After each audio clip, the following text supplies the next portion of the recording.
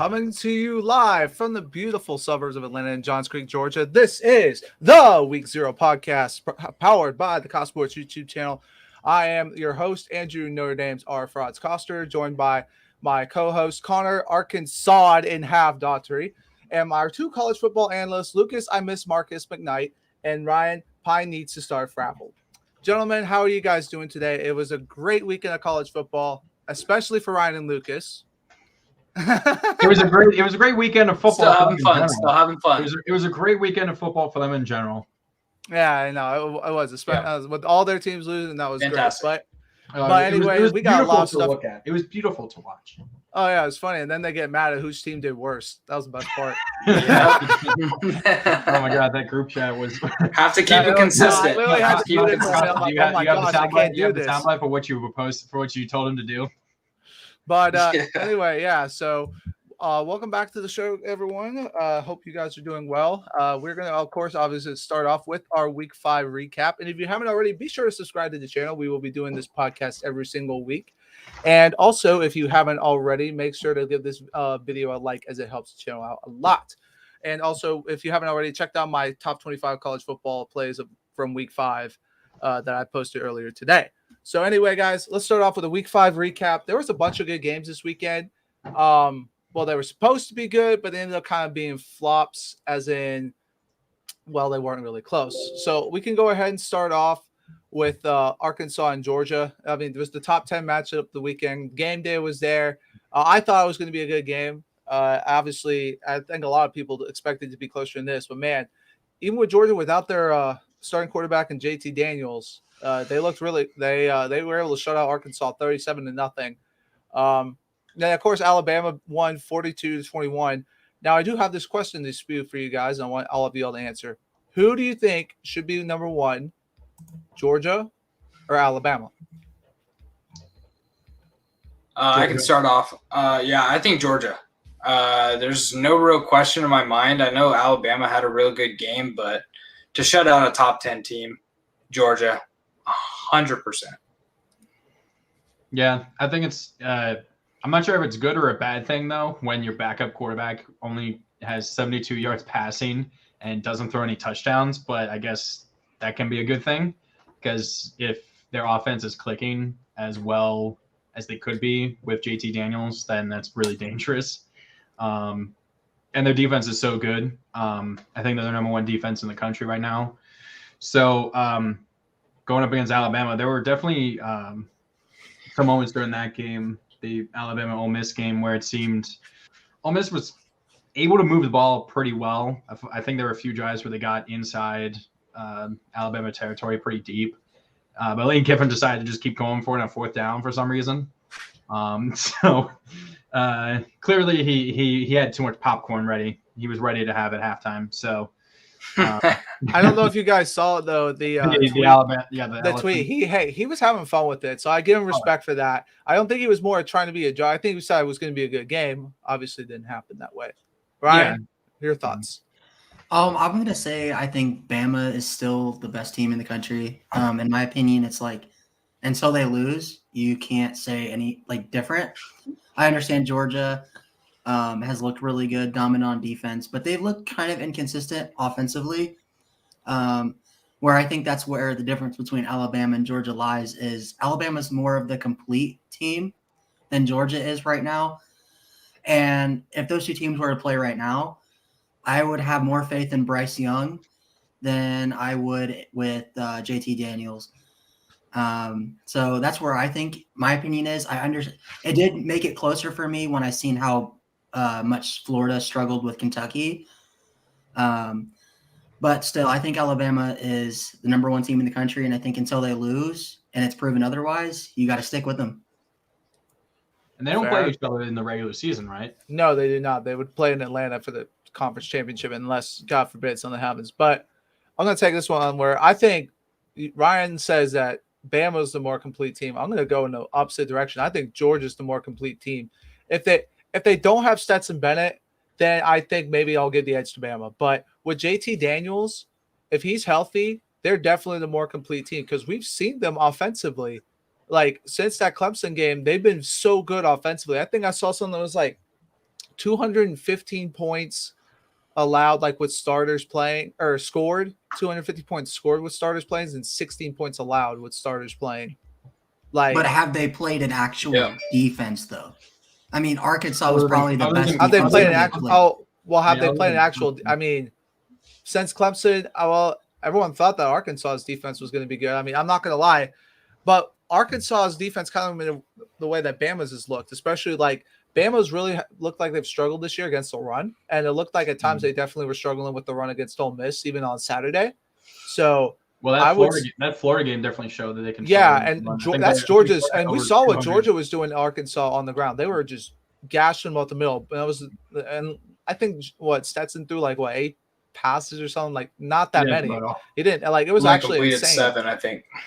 Yeah, I mean I think the way you have it is when Georgia is giving up 23 points in their first 5 games of the season, which I think I saw is either the least amount given up in a team's first 5 games, either in the AP poll era or the college football playoff era. I can't remember. One is obviously a lot longer than the other, but either way, Georgia's defense is otherworldly right now.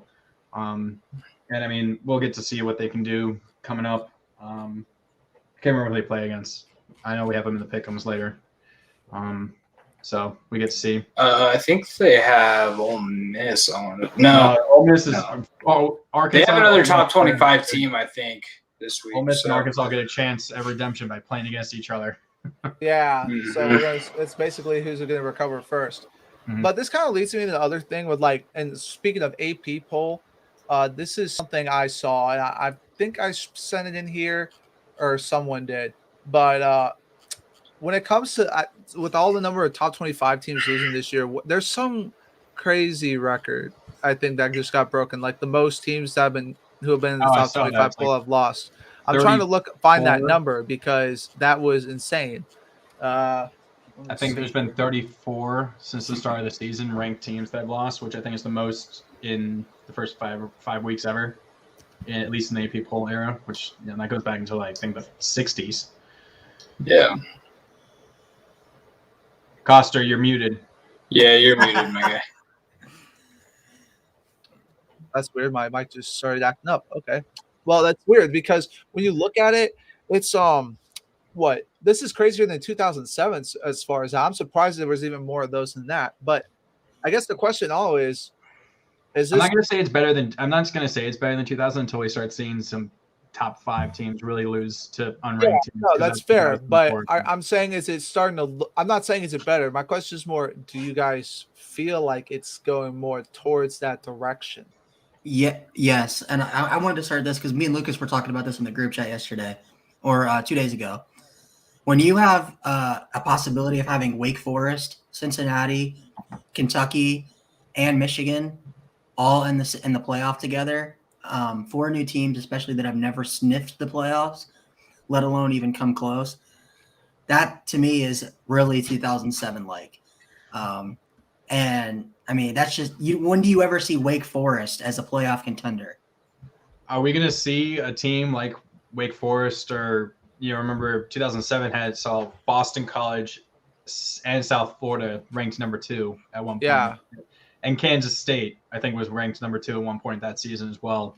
So, these teams that are not known as football powerhouses or even just really good at football to begin with, traditionally, just come out of nowhere. I think we still need to see more chaos above them, obviously, other than Michigan. Yeah. But, I mean, it could happen. I mean, the year before 2007, 2006, Wake won the ACC. So, stranger things have happened as well before that. And for the record, Connor, you were correct. It was 34 teams, which is the record. I'm just really good at remembering really random stats from tweets that I see. And there was 7 by itself last week, right? I think we need 6. 5 or 6. I think you, Lucas. We only needed 4. Well, no, we only needed 4. 4 top 10, and then 4 of which were top 10, which is crazy. And then also going off of that, we had Stanford beating Oregon. That's obviously another one we probably need to address. Well, I know there were some controversial calls at that game, but even then, Oregon just did not look right in that game. I mean, yeah, and they spotted Stanford a lead at one, wasn't like 14-0 or something, or yeah, and even then at one point, and on ESPN's like projection to win, like percentage wise, they had a 99.9% chance to win, and somehow still lost that one. I honestly don't know how that happened. I mean, I had it playing in the background, but I haven't gone back and look. But Lucas, you can. So let me take this. Let me take this over. Go ahead, my guy. To start the game, we already didn't have our offensive coordinator and Coach Moorhead. Couldn't show up due to an illness, so that really hurt us right off the bat. Had no idea who was calling the plays. They were terrible play calls throughout. Obviously, got to put a lot on Anthony Brown. I've been defending him since day one, but I don't know if it was play calling or if it was just him not wanting to force it down the field because he already knows his deep field accuracy is not very good this season. But there were a lot of drag routes, and it was just really predictable from the start. It really concerned me when we came out of halftime. We were down 17-7 at halftime. And it really concerned me that we came out at halftime and started running the ball down Stanford's throat all the way down the field. Obviously, CJ Verdell ended up with what I think was a broken ankle, and he's probably out for the season, unfortunately. But we were running it down their throat, and then we ended up scoring a touchdown. We ended up making the comeback, going up 24-17. And there was the point where we had a 99% chance to win. We run a stupid, bootleg pass. Anthony Brown throws it at the feet of Dye, and it just put him back in the game. They had an extra timeout, and then we had to punt it away. And then, I mean, I can't sit here and, talk about the refs too much. I don't like that. But a really bad pass interference call and a couple targeting calls really hurt us. So, well, I mean, you called it. It is what it is. I will say that holding penalty was very weird at the end, like where they got the free down, just because, I agreed with that's what the commentators saying. They've been letting them play like that the whole game. But I guess with the game being on the line, maybe that's why they kind of changed it more, because they've been maybe a little more lenient. I kind of agree with Andrew in that point. I mean, because I watched the end of that game. To me, that was pass interference and holding. And I think if you're going to let them play their whole game, when it's a play that determines the game, basically, I feel like if it's defined by the rule of pass interference, you have to call it, no matter what. I mean, you just have to, because think about it. Also, Stanford is at home in that game, and I think that also may have influenced the call. But I mean, Oregon should have never been in that predicament in the first place. But Lucas kind of called it, because I mean, Stanford. He said that he was worried about this game, so I'll give him that. I mean, Stanford has been Oregon's kind of like boogeyman, along with Arizona, at least in the past, at least Arizona State too. To the Mariota. Yeah, I mean, the Mariota years, like it's pretty much every year. It's either you lose to either Stanford, Arizona, or Arizona State. Oregon seemed like even when you made the championship, I don't think you ever made it undefeated when you made like the BCS. Yeah. No team in the Pac-12 era has ever went undefeated in the Pac-12. So I'm not really surprised that this happened. It's never happened. So I'm not surprised. But like you said, in 2014, we lost to Arizona. Luckily for us that year, it was against a South team, so we were able to cruise through the North and then. Yeah, and then play them again. This year, unfortunately, now we're kind of playing from behind here. Now we need Stanford to lose. I think maybe 2 conference games going forward. I'm not really sure. I'm not really too worried about Oregon State because they can win the rest of their games, and then if we beat them, we have their tiebreaker. So I'm not worried about that. But Stanford needs to lose now, and with how they looked, if they continue to play that way with Tanner McKee, who I think is a really good quarterback, they might not lose. They might not.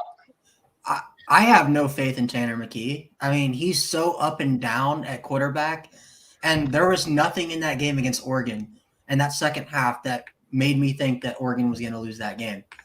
And I just wanted to say one point because I kind of was in the middle of it. But like I said, Oregon had no business being in that predicament in the last drive. If they run the ball instead of throwing it with Anthony Brown on that last play before they punted, that takes 20 seconds or so off. And that basically means there's no chance for Stanford to win that game. So, I mean, I understand. I could see the argument for the PI call, the offensive play calling. But Oregon is, in my opinion, was the better team that game, no matter what. But I think it was their own mistakes that cost them that game. I also called it earlier with Anthony Brown. I said he was not going to be able to. He was not good enough to be able to carry you by himself. I said that which makes sense, and I don't want to take too much time on this, but it is kind of an important game. CJ Verdell, losing him hurt a lot. Travis Dye he's a stud, but he's not going to be able to take the 17 carries he had in this last game, and that's not Travis Dye is not a 17 carry guy. He's maybe 10. Let CJ carry him for the most part. And it just wasn't – I think we only had 15 total rushes in the first half, which isn't Oregon football at all. So it was just bad circumstances. I mean, we started out with a targeting call on Triquez Bridges, one of our best rotation corners, got knocked out of the game. And it's just, circumstances had it. We're going to the bye week, and we head on to Cal, who's a bad team. Hopefully, we beat the crap out of them, and then go to the Rose Bowl. I mean, honestly, though, not having Kayvon that last drive, the last drive, and then not having him for overtime really did hurt you guys as well. It seemed like you guys didn't really have much of a pass rush when he went out. So I could definitely tell that was an X factor. It makes a huge difference. Huge difference. Yeah, so I agree with that. But I think Oregon has a chance to get back to it. I think Anthony Brown still needs to step his game up a little bit. He's looked good at times this year, but like Lucas said, he's struggled with the deep ball. And I think if they really want to be able to win the playoff, they have to be able to throw the ball better than they have. I know it's a lot to put on them, but it's going to be I genuinely wouldn't be surprised if we saw Ty Thompson come the Cal game. I genuinely would not be surprised if he was our starter in Cal against Cal. Yeah, well, we'll see. I mean, I think they have a chance, though. This may be a hot take, but I mean, not having Kayvon for the first half against Cal, I mean, that to me, that's kind of a trap game. You just came off of a pretty heartbreaking loss. I could see Cal making it close. I mean, they're really bad. They just lost to Washington State. Yeah, I was about to say they even just more lost bad. to Wazoo, who's not good. I was about to say Wazoo did also have a very nice one-handed catch in that game. I was actually looking at that earlier. That was a badass catch. And then, last but not least, for our games that we're going to talk about here, we're going to finish off with Notre Dame losing to Cincinnati, and which they were exposed. Ryan. Sorry, this is what you get. You talked all that smack. Wait. Coster, I think you need. We have a surprise for Ryan. Oh, do we have a surprise? No. We'll tell him the surprise when it's time.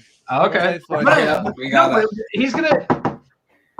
He won't know. He doesn't know. He don't know. All right. So all right, Ryan. So we're gonna let you take it away on this one. I'm gonna let you guys go first. No, you guys go first. I want your thoughts first. No, you deserve to go first. It doesn't. No, you have to go first. That's part of the game. Okay.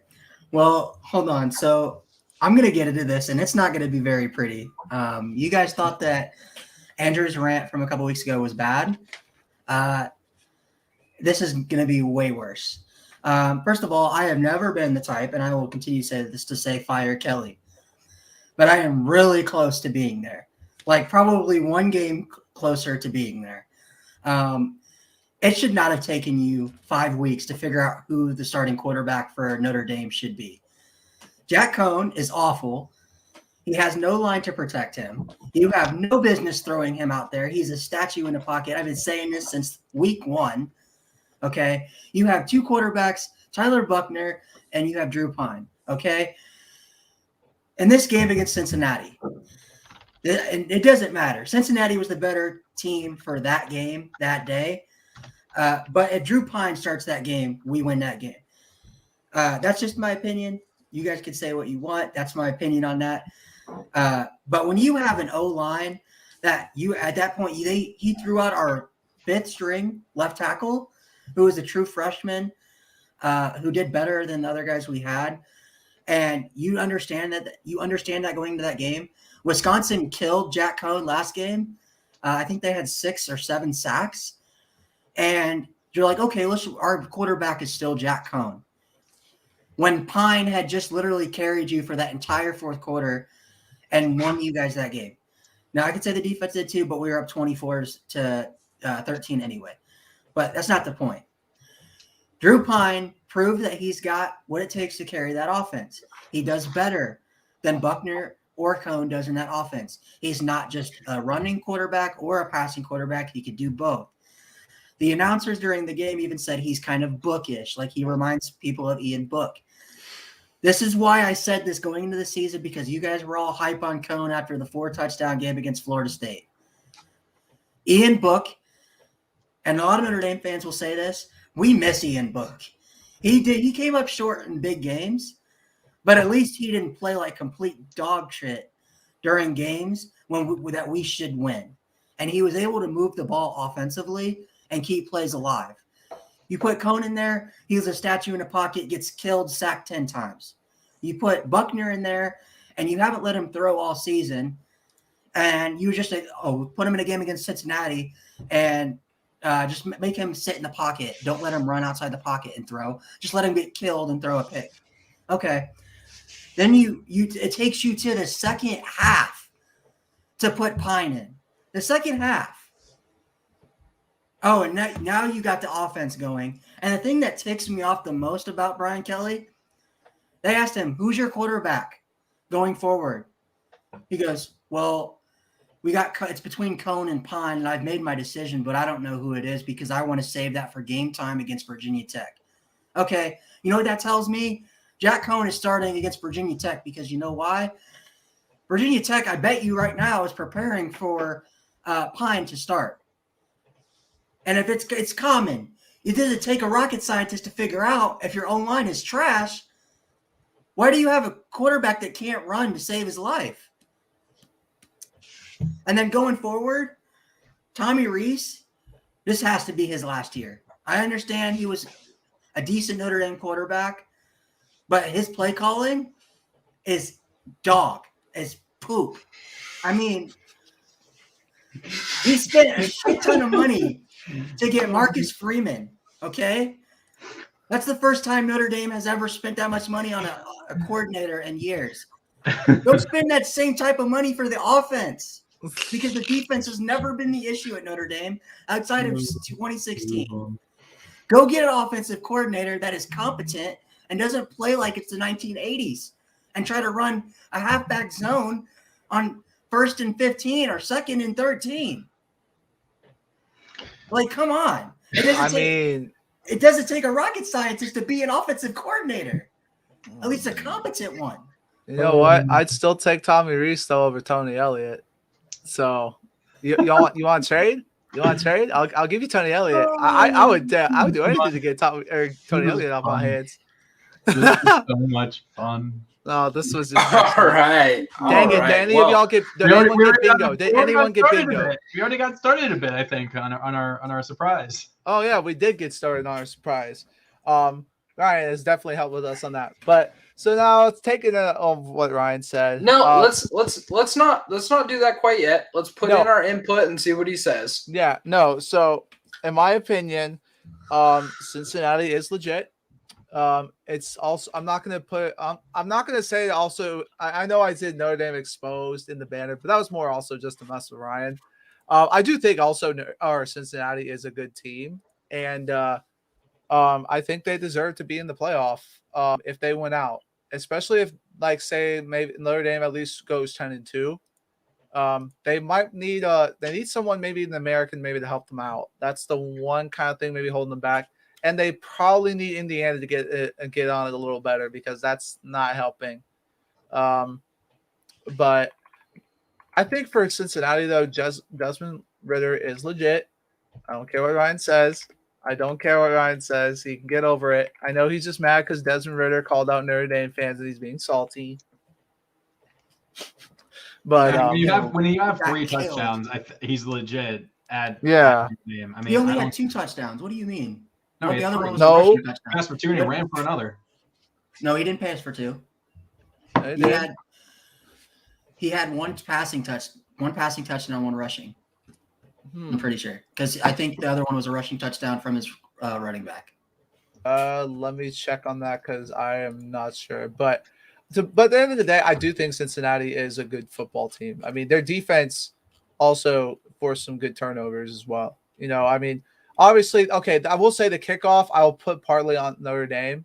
As much as I try to, but I also have to give kudos to Cincinnati for being able to get that ball. That's very impressive. But Ryan, you're incorrect, Ryan. He threw 2 touchdowns and ran for another. So Connor was correct, and that's what I thought. Like I said, I remember random stats. That's all and then there's also the question of if Notre Dame wins out, should they make the playoff? I'm gonna go ahead and say no, especially like if there's a bunch of 10-1 teams no offense, they just don't have the schedule, and like they don't like the other question is what's their impressive win? I mean, let's be real. I don't think Stanford is going to win out.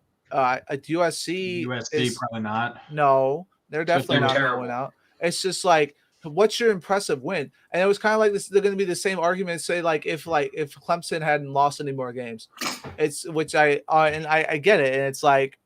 It does put them at a disadvantage, especially there's a bunch of 10 or like 1-loss teams. And if it comes down to like, say, like a Cincinnati and a Notre Dame, I don't think they can do Cincy like that. Because if they're true to their word, they have to be true to their head-to-head. And also if it came like I say the same thing if it was like 11-1 Oregon and 11-1 Ohio State. I'd say if it came down to that, you have to take Oregon. You have to put head-to-head in there and make that respectable or respect head-to-head. So that's just my take on it. I think Notre Dame, they do need someone to step up, and they need also not having a bunch of close wins either. That's not going to help, especially like the teams like Purdue, Toledo, Florida State, who finally won. So go Noles, I guess. What are they? 1-5 now, or 1-4? Yeah, and it was. Syracuse isn't a bad team. I mean, Syracuse did beat Liberty, who's not bad. So I guess it's a solid win. I'll give them that.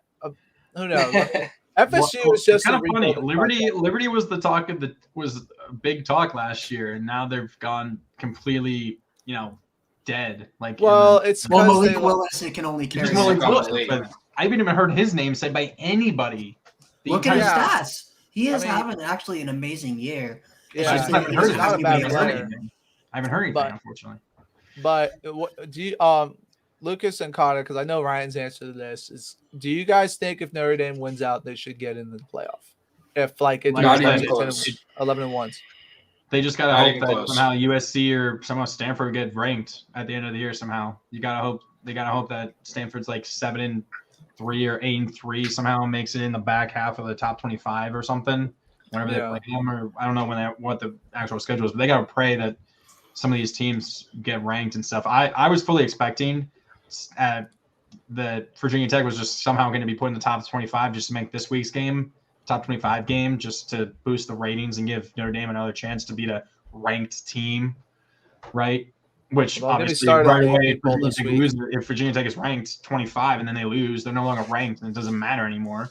Virginia would go like 7-5, and then Notre Dame's just like sitting there, just like, what are we doing? So I mean, 11. That's the problem with Notre Dame being not in a conference. They have no wiggle room.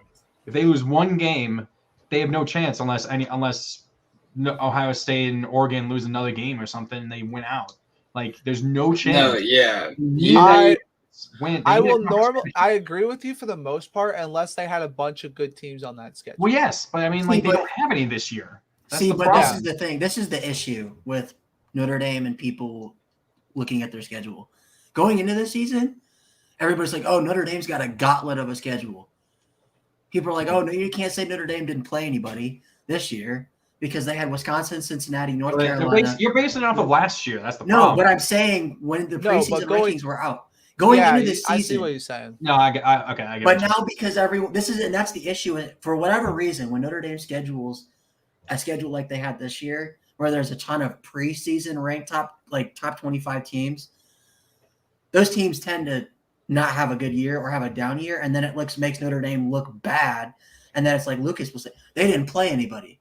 Well, he's like they can't help that. Oh, North Carolina. I mean, it's the same thing with Clemson. The same thing with Clemson? Clemson, they can only play their conference. And it's different though. But Clemson gets the championship game potentially. I mean, and the thing also what Clemson is like at least you got, and it'd be one thing like with the Clemson argument, at least if they don't try and schedule good non-conference opponents. But this year, if they had one out or like had one loss in the ACC, they would have had wins over like a very good Georgia team, SEC, South Carolina. I mean, yes, they're a meme in the SEC, but that's 2 SEC wins right there. So like, obviously the other 2 non-conference games are a joke. And literally, it's the worst team in the FBS and UConn, and then South Carolina State, and like who's a terrible HBCU, like the worst HBCU or like second worst. But yeah, it's the same thing. And the thing with Notre Dame is, I wish they would go back to playing Michigan. I know it's Michigan's fault. It doesn't matter. But it does not matter. They are not in a conference. It does not matter. If they lose a game, they need at least three conference champions in the Power 5 to have 2 or more losses.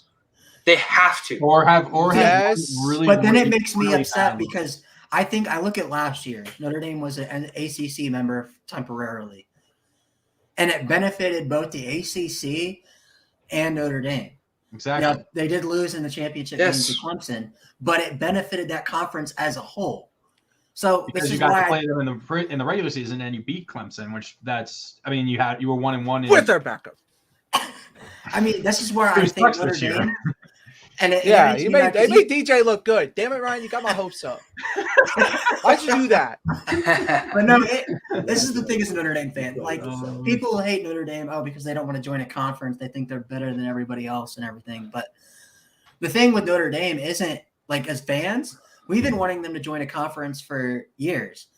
I've said that they should.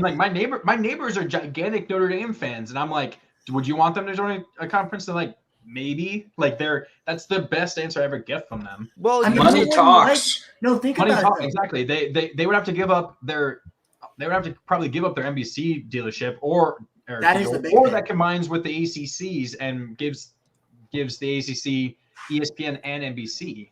Which is why I think Notre Dame, I wish Notre Dame and ACC would just come to the table and be like, all right, Notre Dame, you could be a part of the ACC. We'll give you a chance to compete for the ACC Conference Championship, you get to keep the NBC deal.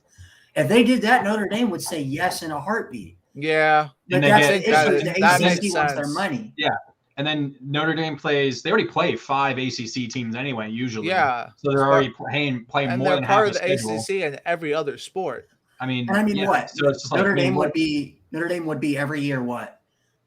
At least the second best team in the ACC every year. Probably. Maybe third. Probably. At worst. Usually at least top 4 or 5. At worst, probably 3rd or 4th. If somehow you have a 2017 Miami all of a sudden that they beat you guys, but like that's or 2016 back when FSU was also good. Exactly. 2016 FSU and Virginia Tech.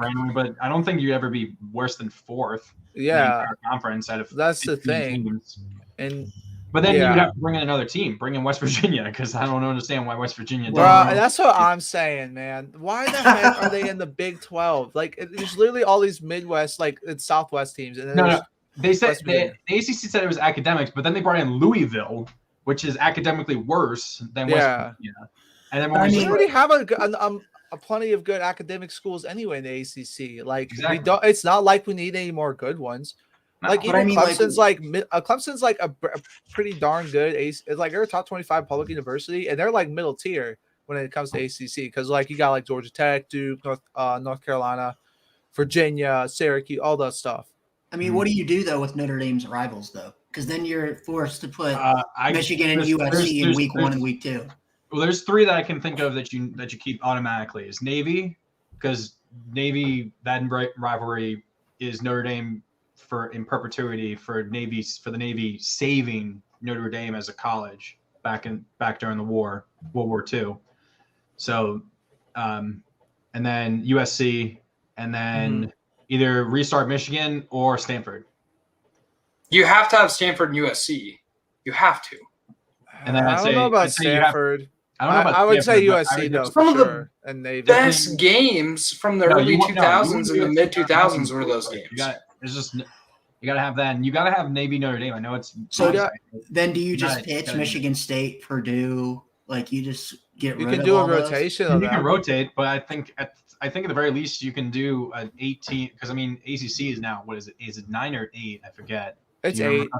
8. Yeah, it so should be 9, but it's 8. You can have you can have USC and then Navy and then Michigan and then have a rotating something else or a big game between them and like Alabama or another huge non-conference or something. And then that's a schedule despite being in the ACC where you're probably going to only have 1 or 2 other teams, that are ever going to be ranked. That's a lot better.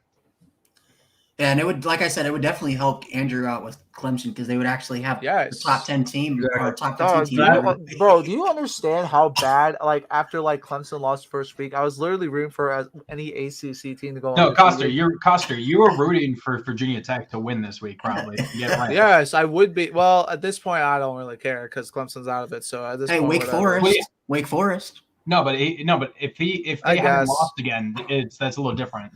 Yeah, but it's a little different. Well, yeah, Wake Forest somehow. I mean, if Wake Forest is undefeated, Wake Forest they got to make the playoffs. 2006 again. Wake Forest is going to win the ACC. No, dude, I'm telling you, if Clemson's offense gets back, if Clemson's offense starts progressing like I started saying last week, it's going to go back to Clemson. I'm telling you, I know, it didn't look pretty the score wise, and like I said, but there's a lot of things that I saw from that team finally that I hadn't seen all year.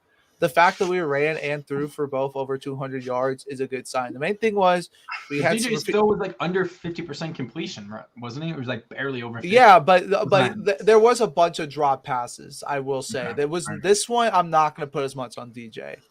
He actually did show some improvement this game, and then also our running backs, Phil Maffa, we finally got to play.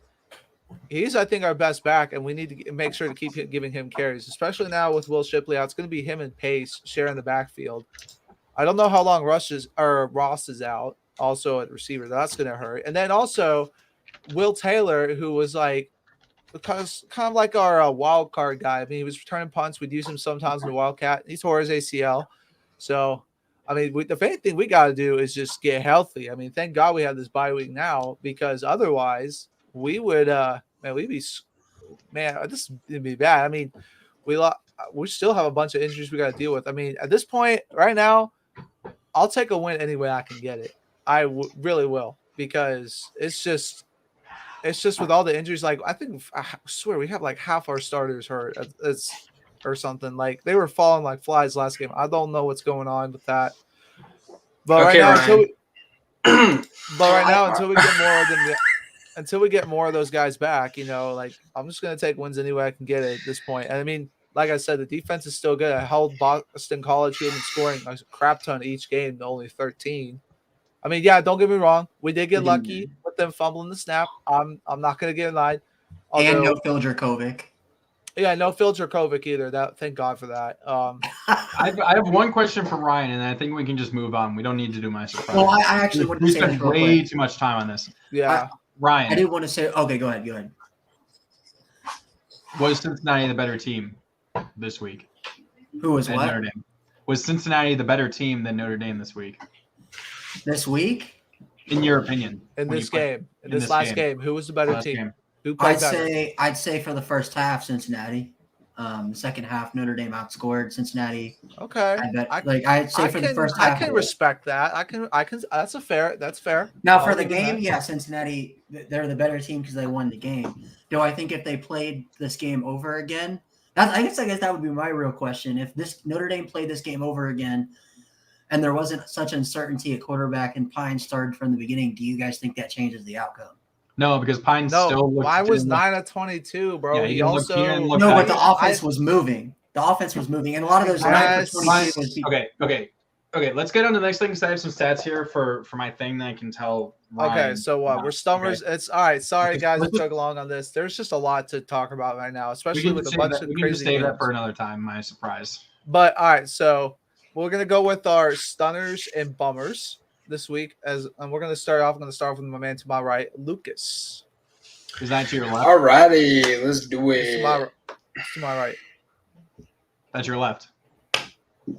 No, he's to my right. Who cares? Oh my God! Who the hell cares? All right, Lucas, let's get it going. Man. All right, stunner of the week, Hendon Hooker. I told you guys that I really liked him from Virginia Tech at the beginning of the season. I thought that he should have been starting. Another guy like Casey Thompson. I'm just mad we couldn't keep him because he's whoever we have right now. Braxton's not that bad. Let's chill out on my boy. Anyways, Hendon Hooker, another guy like I said that I thought would be should have been starting from the beginning of the season. I'm not sure what they saw in Joe Milton, but he's terrible. But anyways, Hooker this last week against Missouri. I know Missouri's not great, but they're still not like a terrible SEC school. He was 15 for 19, 225 yards, 3 touchdowns through the air, 15 carries, 80 yards, and a touchdown rushing. On the season, he has 10 touchdowns passing and 1 interception, which is, pretty freaking good for a guy that he didn't start a whole game and then only came in, I want to say, through might have been right before halftime. In the Pittsburgh game, which turned out to be a really good game. Unfortunately, they lost, but made his first start against Tennessee Tech, just absolutely lit it up. Didn't have a great game against, I want to say, who'd they play? I think it was Georgia. Anyways, yeah, I think it was Georgia, one of the bigger schools. They ended up losing that game, but Hendon Hooker has been great this year, and he's going to continue to be really good. I told you guys, I believe I told you guys in the chat, I think Tennessee's going to upset Alabama this year. I really do, and it's going to be behind Hendon Hooker. Wow. Bro, yeah. So, oh man, that is the hottest take of the year. Yes, sir. Holy crap. And so my bummer of the week, Noah Vedral. I believe that's how you say his last name. Noah Vedral, the quarterback for Rutgers. He was 16 for 26, 152 yards through the air, 1 touchdown, 3 interceptions in this game against Ohio State. Also had 34 yards rushing going into this game against Ohio State, and we all thought that Rutgers were a pretty good team. We really did, especially with them fighting back hard against Michigan. He just absolutely laid an egg. He did about as good as the number that he wears, number 0, which is disgusting as a quarterback number. And he had 0 interceptions coming into this week and threw 3. So that's just, there's no bigger bummer than that, really. That's just terrible. So, yeah, that's my stunner and bummer of the week. All right, Connor, on to you. Okay.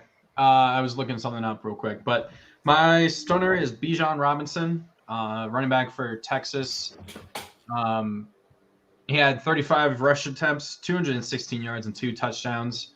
I saw something. I think that's the most amount of yards rushing for a Texas running back, either in the past decade or even actually all the way to the year 2000. I can't remember, but it's, he finally looks like a Heisman candidate. He's looking like the best running back in the country right now.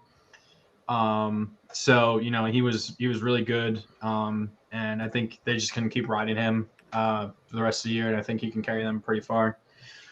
Bummer of the week is Talia Tagovailoa. 16 of 29, 157 yards, 1 touchdown, and 5 interceptions. I chose him as my stunner last week, mainly because of his entire season that he's had so far. He had 10 touchdowns and 1 pick before last week. So now it's 11 and 6. So, yeah, Iowa just made him look like a freshman out there. Now, there were a few tipped passes that were picks, but it was not a good showing by him. And they get Ohio State at Ohio State this week. So that could be trouble. Hopefully he can bounce back, because I like rooting for Maryland, because that's where I'm from, obviously, being a Ravens fan. So, yeah, but I mean, I guess I jinxed him a bit. Congratulations. Just a tad. All right, Ryan. Yeah, How about you? myself. What's your stunner and your bummer? So my stunner of the week is Spencer Petras, or whatever his name is, the quarterback for Iowa. He was 21 for 30 for 70% completion percentage for 259 yards and 3 touchdowns. Had over 100 QB rating, and I mean, we've been dogging on this Iowa offense and how legit this Iowa team is for the past couple of weeks. And Petras just came out in that Maryland game and I guess shut everyone up. I mean, that guy really impressed me in that game. I didn't think Iowa's offense really had that in them. But I mean, in my opinion, that now they look like the most complete team in the Big Ten. Since Penn State has not really shown consistency on the offensive side of the ball. And then for my bummer, I'm not going to go too much into it again because I did do my little spill earlier. Brian Kelly and Tommy Rees, terrible offensive play calling, terrible coaching job. They cost us that game. And then, so there it is. All right, that's fair. All right, so now going to mine, I'm going to start off with my stunner, who is, if I remember correctly, God, what is his name? I literally said in the chat earlier, and I can't remember his name. It's the BYU running back. Where is his last name? I forgot his last name, and I am kicking myself. Jeez. No notes Coster. Man, I've been busy all day. I haven't gotten I didn't even get the chance. I literally was trying to set everything up. But what's his name here? Give it to me real quick. It's BYU's running back in Tyler Aguilar. I can't remember this guy's name. Who had 22 carries, 218 yards, and 3 touchdowns against Utah State, and averaged 9.9 yards per carry. So I would say that is pretty good.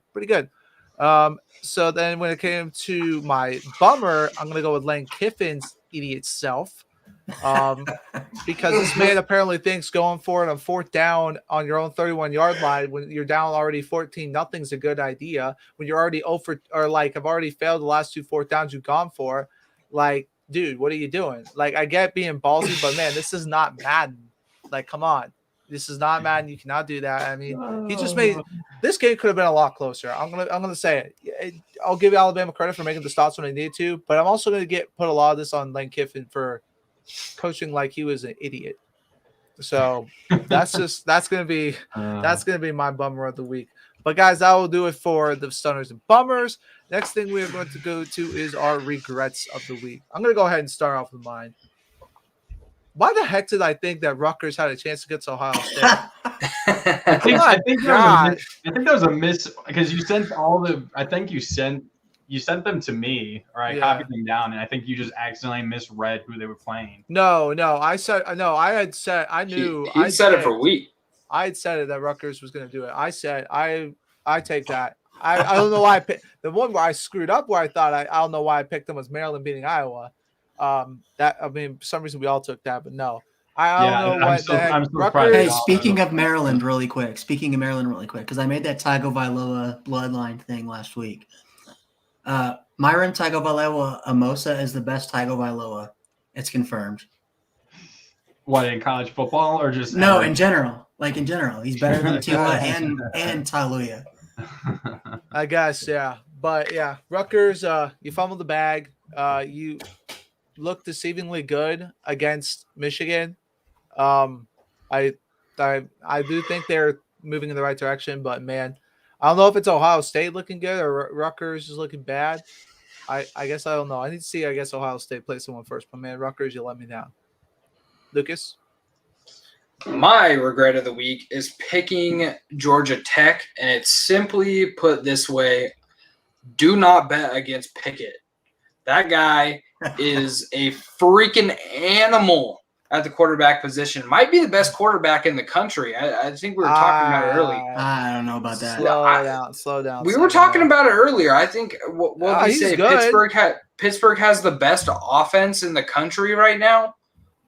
Yeah, Like something like that. He may Like, not even I mean, be the best quarterback in the ACC. No, So Pittsburgh does have the number Howell's one still yards better, in per my game. opinion, but Pickett's a good Pittsburgh is close. number one in the country. number one in yards per game. Great. But I mean, that guy's a freaking stud. Don't bet against him because he is an absolute animal. 19 touchdowns, 1 interception. I mean, what can you say about that? I mean, come on. That guy's an animal. Georgia Tech, you let me down, but They let me down too. it is what It's it is. Ryan, So my regret of the week is going to be Florida. I don't think know that's- why. I don't know why I picked them because I actually found out something pretty interesting. The last 5 times that Florida has played Kentucky, the game has been decided by 7 or less points, and I didn't realize that. And yes, but I will say there's something before this game. Florida had beaten Kentucky 33 of the last 34 times. yeah, I mean, it just like for whatever reason, and you know what? After I made that pick that night, I just started thinking to myself, you know what? I have a weird feeling that Kentucky could pull this off. I just didn't have faith with after how they played against Chattanooga. So Well, I mean, don't sleep on Chattanooga. Don't sleep. go Mocs. Don't sleep. Go Mocs. We know that. Don't sleep on Chattanooga. But I mean, like Kentucky, I think they are honestly legit, and I think they could give Georgia a run in the East. I'll be at that game in 2 Oh, weeks you from will now. be. Oh, nice. That's homecoming for Georgia. I mean, Kentucky just looks really good right now, at least on the defensive side of the ball. And I don't know if you guys noticed, but that running back Kentucky has, Oh, Rodriguez. that Yeah. dude is a freaking beast. Yeah, no, I- I've thought that throughout the year. He's definitely, in my opinion, their best. He's player. a new Benny Snell. Yes, no, he's better than Benny Snell. Oh yeah, way better than Oh, Benny Snell. Hey, Yeah. Benny Snell said he was the best running back in college football history. So I don't know. No, Benny. All right, well, that's why Benny Snell went to Kentucky and not a better, smarter school. So And why he's not even the starter in Pittsburgh anymore. yeah, He's never been. Does he even play there anymore? I don't know. He's like third. I think he's like third on the depth chart. I have no idea. Connor. My regret is picking Maryland to win. I know we all pick Maryland, but wow, I thought their offense was good enough. I thought Tagovailoa was good enough to at least give Iowa a shot, or at least give them a scare. I thought it was going to be a lot closer of a loss potentially for Maryland, but that second, I mean, they were ahead at, I think it was 7-3 at the end of the first. So, but then Demas got hurt on that kick return when it was like 10, when then Iowa scored, and they got short field, and then the floodgates just opened from there. And also, Lucas, you shared that photo of ESPN using a photo of Demas being injured as like Yeah, that was so dumb. That was so tasteless that they're like They say something that about he's- Iowa or whatever. I'm like, bruh. Well, I mean, Demas, that's a big loss because Demas, I think, was leading the Big Ten, I think, in yards and receiving yards through the season. So he was like he was acting like DJ Moore out there for Maryland.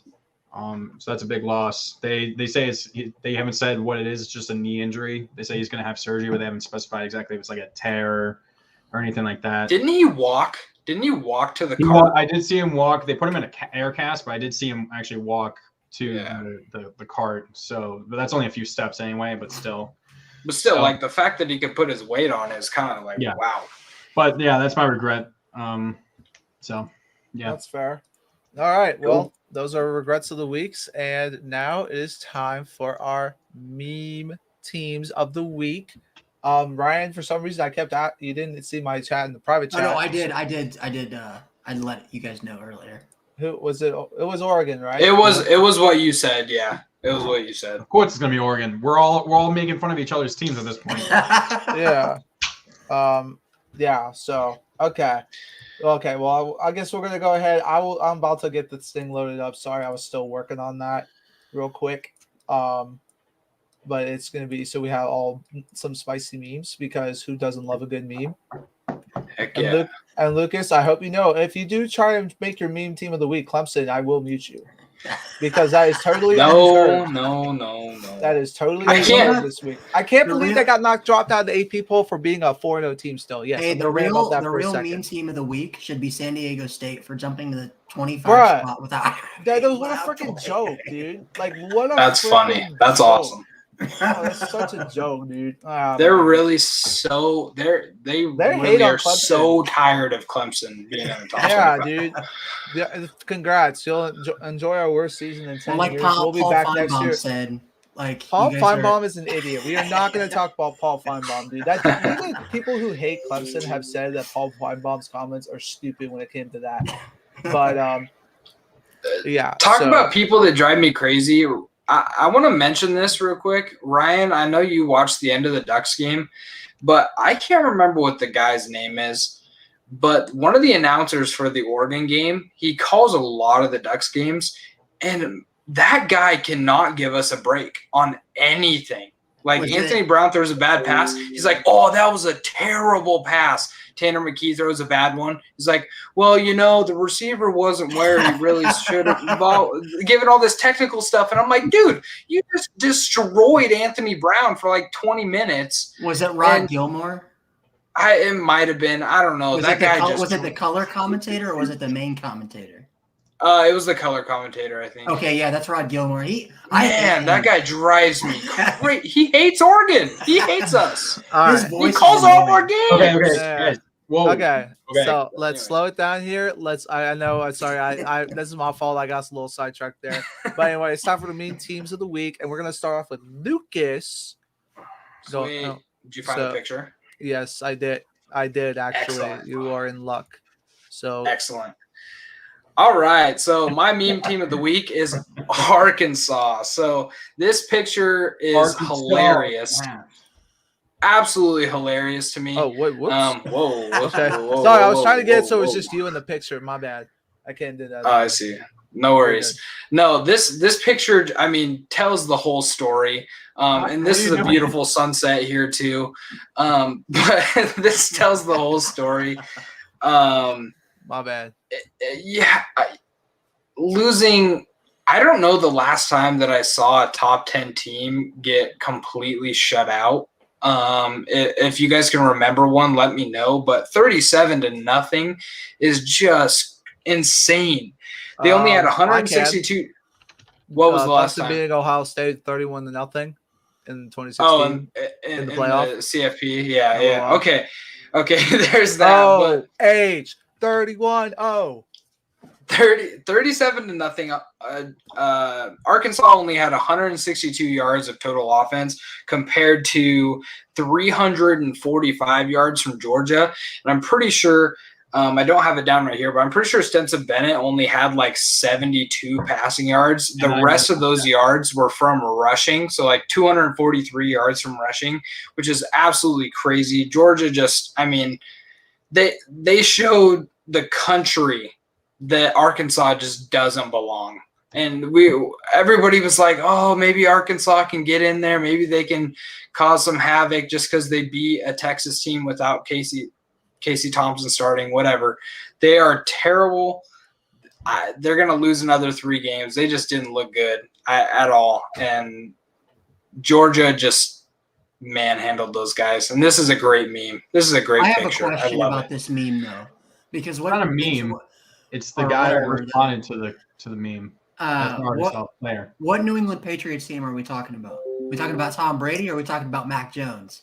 Now it doesn't matter, apparently. Mac Jones is going to be good. Mac Jones is a stud. Yeah, dude, he looked pretty good. Honestly, in my opinion, he outperformed Brady in that game.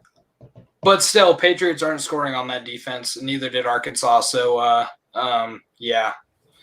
Eating some Arkansas in half. Yep. I should have put that as my thing. But anyways. Okay. Well, that's fair. It's All right. Arkansas. You dimwit. All right. And up Arkansas. next Well, they did play is like Kansas. Connor. Yes. Yeah, mine was Notre Dame. I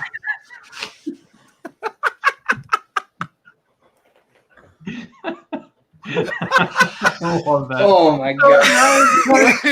Ryan's about to leave. Ryan, Oh no, that's so funny. yeah, Notre Dame.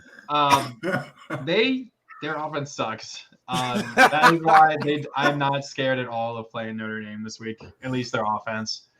They are 127th in yards per carry. They are 124th out of 130 teams in FBS. They are 124th in rushing yards per game, and they are 126th in sacks allowed per game. Their offense has no shot. It doesn't matter if Pine or Cone is in there against anybody. Their offense is inept, pretty much, and they have no run game. I don't know why he's harping on with Kyron Williams when Kyron ran for 10 yards against Wisconsin. I mean, you guys have no offense. So, yeah. Your defense will probably help you, but if your defense allows 14 points, I don't see you guys scoring 10, 14 points, at least with your offense. But Virginia Tech is known for not playing down Virginia Tech is going to do Virginia Tech things. What?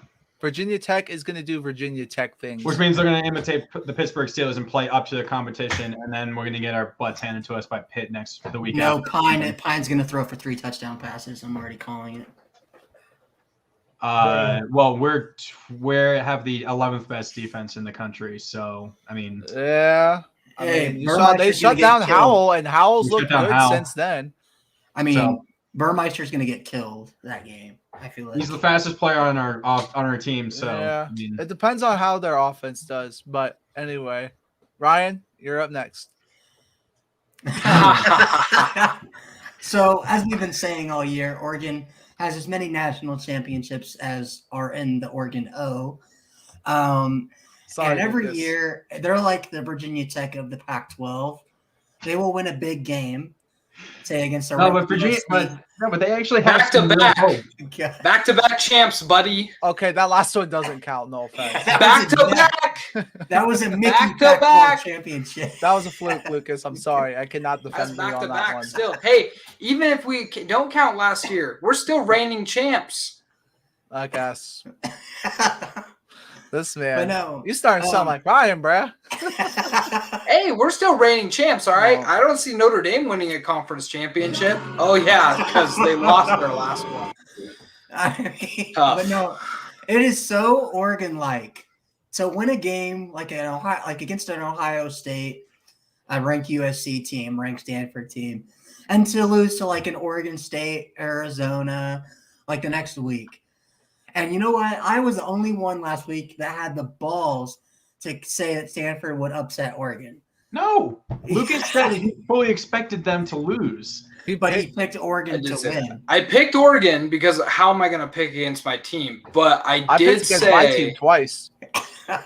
Well, yeah, because you were trying to reverse psychology them. No, because they didn't deserve my pick anyway. That's also how I looked at it. They had to earn my respect, my pick back. But I mean, Anthony Brown just got exposed last game because he could not throw the ball to save his life. And it was and now it's so funny looking back on Lucas defending him against Ohio State when he just threw dink and dunks to CJ Verdell the entire game. And I honestly, after losing to Stanford, they're not the best team in Oregon. And I've been saying this the last 2 weeks, Oregon State is going to win that game. And I don't know if you guys noticed, but Stanford actually posted on their social media. They had, when the band came out during halftime, they had Go Beavs on their band stuff. And Oregon State retweeted and said, "Hey, I guess we're best friends now. We gave you guys luck to beat the Ducks." So You guys want to know how many times Oregon State has beat Oregon in the last 20 years? How many? 4 times. I know They beat them Oregon. last I year, know though. Oregon State lost to them. Oregon when they had a chance to win the Pac-10. 4 times. Didn't you lose to them when you guys were like second or third in the country, like back in like the mid or late 2000s or something? No, But you guys lost last because we year. had lost. We had lost. That was the year that Dennis Dixon got hurt, and we were number 2 in the 2007? country. And we lost 2 games before that because like That Cal game. How Leaf or still whatever did the y'all fuck. lose that game? No, wasn't no. That was a Cal. Cal Last to year? Cal. No. Never mind. I'm thinking. Which game did you lose to the Rogers brothers, Jacquez Rogers? We lost. Where you guys Probably 2000. It was probably 2008 when we lost to the Rogers brothers. First year year right before Chip Kelly came in. That's fair. Oh my god! But I think we lost 2 straight to Oregon State in 2007 and 2008, and then we went on a tear of winning like every single game until 2016 when we went 4-8 that year. But no, Andrew, you weren't here last week, but I did say Oregon State is the best team in Oregon. And even though Lucas keeps bragging about the Pac-12 championship, they still don't have the Civil War trophy. So until that's won, Oregon State is the best team in Oregon. Oregon State didn't beat us. Jamar Jefferson beat us. Oh my gosh, Lucas, you sound like Ryan. Let's be real here. Jesus Christ, dude, you sound like Ryan. Okay, bro. Costa, it's your turn. All right, last but not we're taking least. way too much time on these segments. Come on. Yes. Last but not least, though, we are having the another team that started preseason ranked top 10, like Clemson, who has now fallen out. Even though Clemson should be top 25, I'm done talking about that. Texas A&M. Like, come on, dude. Like this team. How was this team ranked top 10? Because they beat. They were like 4 or 5. Yeah, they got as high as 5. How? Like, no, this team is not a top 5. Their defense isn't even that good. They almost lost. Just shows it's not East Coast bias, it's SEC bias. Oh God, dude! Like, dude, no, this team is terrible. Like, how is this team top 10? Because they beat a North Carolina team that had a bunch of their stars out last year in the Orange Bowl. Congratulations. That's the same thing I heard about when Florida or Oklahoma beating Florida. And yes, Oklahoma's undefeated, but we know they're going to lose a game at some point this year. It's only a matter of time. Or if they get to the playoffs, they're going to get their butts whooped. But that's beside the point. Texas A&M, they're just not good. They have no quarterback. Their best player, their best weapon on offense is Isaiah Spiller, and even then, he's hot and cold. Like, they're just not good. They're not good. I mean, you should have lost by more to Arkansas. You're just be grateful KJ Jefferson got hurt for Arkansas. And then you lost to Mississippi State somehow last weekend. No offense, like Mississippi State's a good team, but like, come on, man. How are you going to start like top 10 and then do this? And then they should have lost to Colorado. Yes, they should have lost to Colorado. And here's the thing. If Clemson and Texas A&M were to play right now, give me Clemson 100%. Like, yeah, we're down. I'd take Clemson. But I would take Clemson 100% because our defense would shut them, like literally would hold them like 100 yards. I don't know if you saw. I don't get the hype with Texas A&M, and I even said this before the season even started because Lucas was kind of like, "Oh, Haynes King is pretty good," and he wasn't bad. But Zach Calzada is the worst quarterback in the top 25. That kid is terrible. Yeah, now that I don't know if you saw. Did you see the TND post where the kid he went to sell or give out donuts or whatever at the thing, and nobody was taking them. I did see that. That was hilarious. No one took donuts from him. Yeah, he was like holding up donuts for people to take. They wouldn't take him. That seems like the number of touchdowns he's going to put up when he plays like a really good team. I mean, but like, think about it though. Like Texas A&M, and I've even heard now because I was listening to the radio on the way home. Texas A&M fans are calling for Jimbo Fisher to be fired. Oh my he God! Should. He just got an extension. He's not even been there 4 years. He's been there like 4 or 5 years. No, he has the same record as what's his Kevin Sumlin. Yeah, as Sumlin did when he got fired. Literally 26-11 or whatever it is. He has the same record right now. Yeah, Sumlin was only there. Texas A&M thinks like they like are supposed to magically be good, even though they're like historically not a great program. Like, yes, they got money, I get that, but like, what? You finally won like a New Year's Six bowl for the first time ever last year. If I remember correctly, they had not won a BCS bowl. They never won a BCS bowl, if I remember correctly. If they did, maybe once back in the late 90s when they were decent. They never. Yeah, even with Johnny Football, they never won a New Year's Six bowl or a BCS bowl. I mean, let's be honest here, though. Though both of those records are only enhanced because both of those coaches had Johnny Manziel and Kellen Mond. Okay, but Kellen Mond is nowhere close to Johnny Manziel. Kellen Mond's like what they should be having. That's like a quarterback they should have year in and year out. Like Kellen Mond, like he was good, but he wasn't elite at the end of the day. Like he was a kind good of like an quarterback. Ian Book. Like an Yeah. That's fair. That's fair. Yeah. But like now they just went to absolute poo. Like, man, I don't know. I mean, if you want to go all the way back to like the 80s, they've won a few Cotton Bowls and stuff. Oh, a few Cotton Bowls. Oh, excellent. No, yeah, they won the Cotton. They won the most recent before the Orange Bowl. They won the Cotton Bowl in 2012, and then congrats! They beat a washed. That's all they've been in is like Cotton Bowls and Sugar Bowls. Well, that Cotton last Bowl time they won the Sugar Bowl, they've been in the Sugar Bowl twice. The last time they won the Sugar Bowl was 1939. Okay. Texas A&M. Yeah, and also let's clarify on that Cotton Bowl. That was not when in the New Year. It was part of the New Year's Six yet, so that does not count. What, 2012? No, yeah, that was not New Year's Six yet. That was still BCS era. The Cotton Bowl was not part of that yet. Okay, so that doesn't count. So yeah, so New Year's Six in the current. But it was still a BCS bowl. Still a high BCS. No, it wasn't. Back then. The Cotton Bowl was a BCS bowl. No, it wasn't. Yeah, no, sir. What? No, it wasn't, bro. I will go look this up. Yeah, let's $20. Okay. I'm going to tell you right now. All right, let's go. Here's the BCS bowls: the Rose Bowl, the Sugar Bowl, the Fiesta Bowl, and the Orange Bowl. Those were the only four.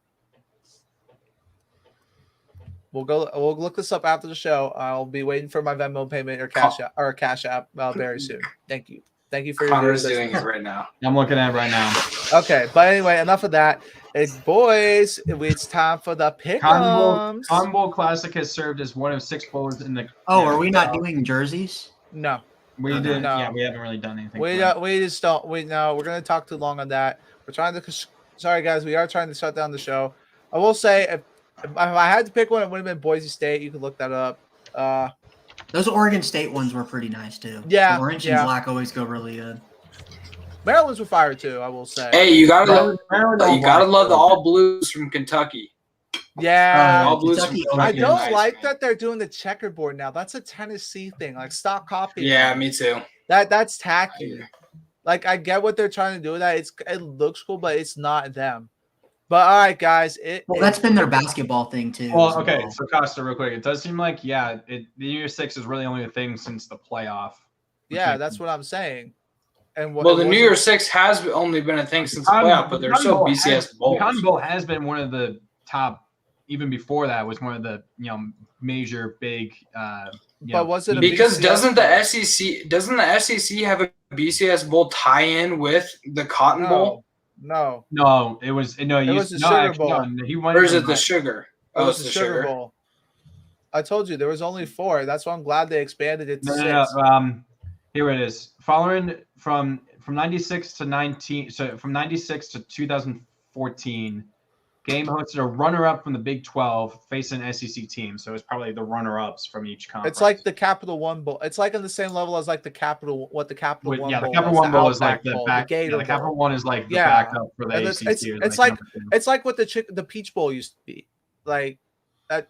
So like it's still a good bowl, but it wasn't a BCS bowl. But I'll expect about $20, Lucas. Thank you. Yeah, you're not getting it. Okay. Sorry.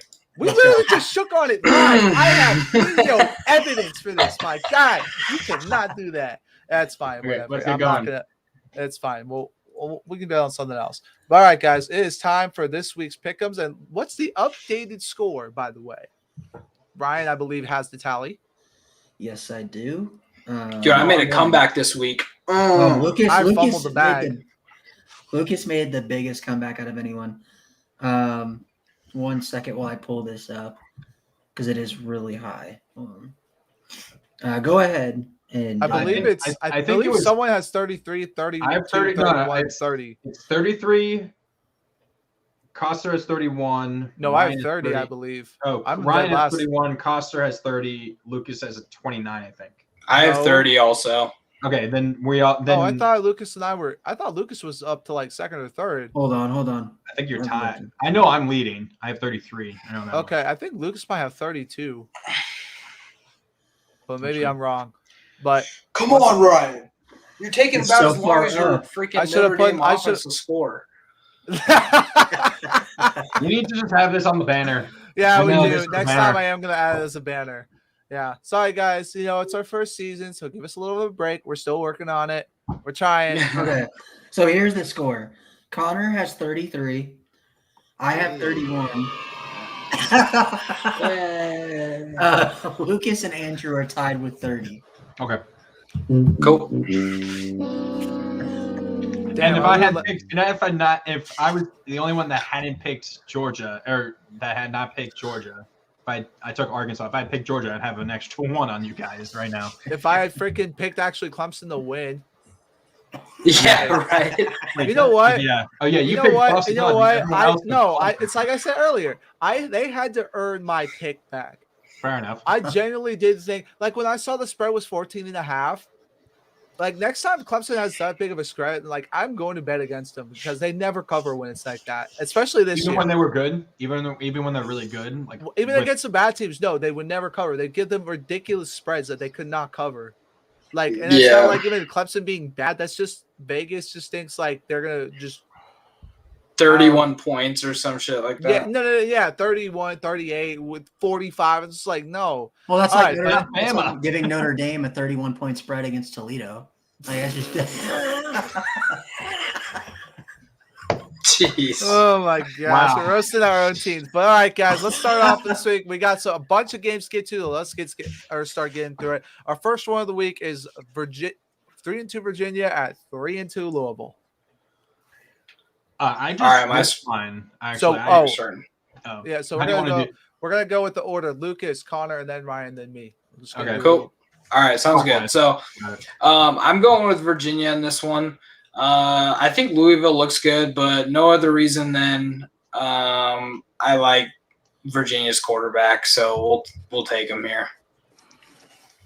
I just switched mine. I originally had Louisville, but then when I saw Virginia has like the 7th best offense in the entire country right now in yards per game, and Armstrong is, despite the losses, has looked really good even in those losses. He had that shootout with UNC a couple weeks back.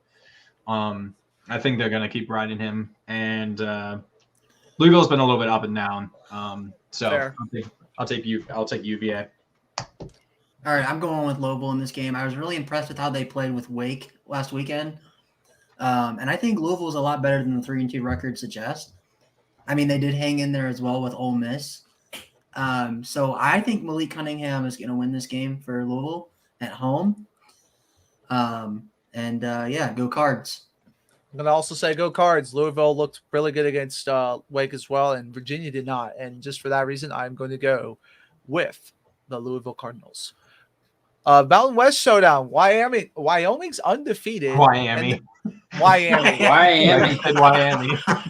is saying a bunch of Y's right now because they're so bad, but enough of that. Wyoming at Air Force. They're actually a pretty good matchup, it looks like, record-wise. So here's the thing. Wyoming, the last time I actually watched them play a football game was when Josh Allen was getting absolutely destroyed by the Oregon Ducks. So I got to go Air Force here. Let's go. Air Force, that triple option is just no team is able to fully prepare for that in just a week. They're just going to run all over them. I think Air Force is like second or third in rushing in the country, probably behind Army, of course. So Air Force. I'm going with Air Force as well. I don't know if you guys noticed, but Wyoming escaped the good old Yukon Huskies the last time they played. They only beat Yukon by 2 I points. did see that. So Air Oh, yeah. Force is going to get this easy dub. That's a fair one. I'm going to also go with the Air Force Falcons. Their one loss came to a pretty good Utah State team, and they lost by 4. So I'm going to go with the Falcons, and also shout out to my granddad who was in the Air Force. So cool with that. South Carolina 3-2 at Tennessee 3-2. Well, you already know who I'm going with here. Go Vols. Let Hooker cook. Let him just throw the ball. He just lit up Missouri That was last week. brutal. Yeah. So gotta go with Virginia Tech, former Virginia Tech player, despite going to Tennessee. Yeah, I'm going to go Vols. Rocky Top is going to be rocking this Saturday. Good old Rocky Top. Woo! Rocky Top, Tennessee. And we've now also- cursed them. No, I didn't, because they're playing USC Junior. So, of course, I'm going to take Tennessee. But also, I was really impressed with them last week. USC. No, they are the real USC. They've been around longer than. No, my.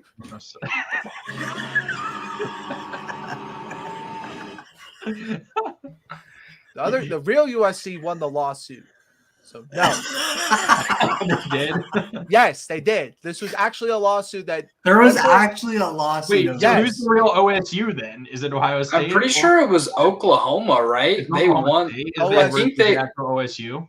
well, Yeah, I think considering they that in NCAA, took the that. Ohio State used to always have their abbreviation was Bucks. I'm gonna go with I think Oklahoma State did, but Yeah, I'm pretty sure it's There's Oklahoma another- State. And then Oregon State. That was the other three. Those are Yeah. the Wait, three then that how are come always every good. time you see Oklahoma State, it's Oak State? Like, okay. Yeah, But I Ohio don't State know. is always Ohio State. There's nowhere OSU. That's. But, I mean, they never yeah. put the abbreviation anyway. So. But yeah, I'm going Rocky Top, go Vols.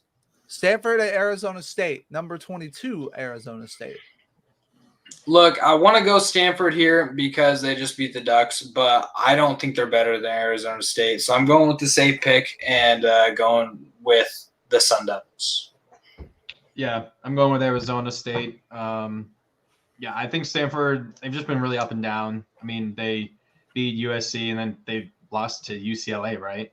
Didn't they lose to UCLA right after that? Mm-hmm. So, I mean, I don't know. It's just one of those fluke home games, I think. Like Ryan said, I think Oregon was better than Stanford. Stanford just got kind of lucky with some weird calls and stuff like that. So if they played again 9 out of 10 times, I think Oregon would win that game. So I'm taking Arizona State. Yeah, I'm going the Sun Devils too. I really want to take Stanford here because Notre Dame plays them at the end of the season. If this game was at Stanford, it'd probably be a little different. But I'm going Arizona State. So people are trying to think that Arizona State's not that good, but let's hear this thing is Arizona State's only losses to currently ranked number 10 BYU, and yeah, they lost by a decent amount, but honestly, they really just beat themselves a lot that game. How they play clean, I think they win that game, and that's why I'm going to go Sun Devils, and they're going to definitely stab some forks down on the trees. Sorry, Stanford. Going Sun Devils here. TCU at Texas Tech. I'm going to go Texas Tech here. I think Texas Tech looks better with, I believe his name is Henry Colombi is their new quarterback. I think they look better. I think they look better with him than Tyler Shuck.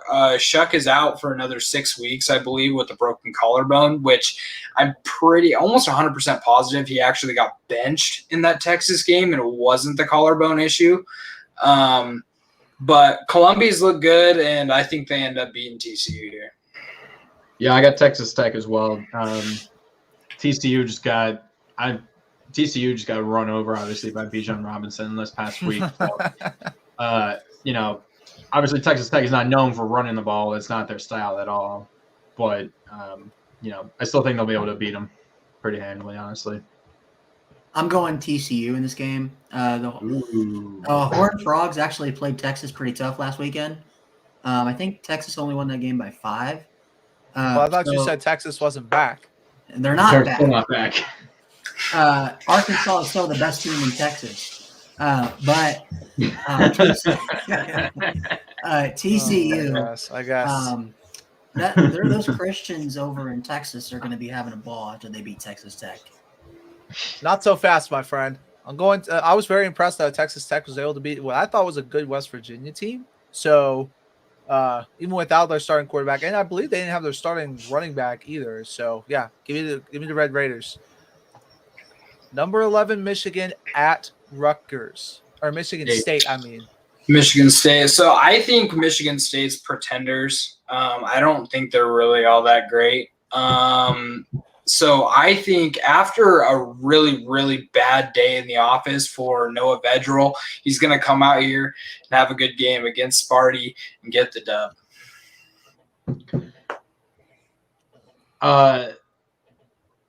Sorry, Rutgers, but you're gonna have a 3-game losing streak.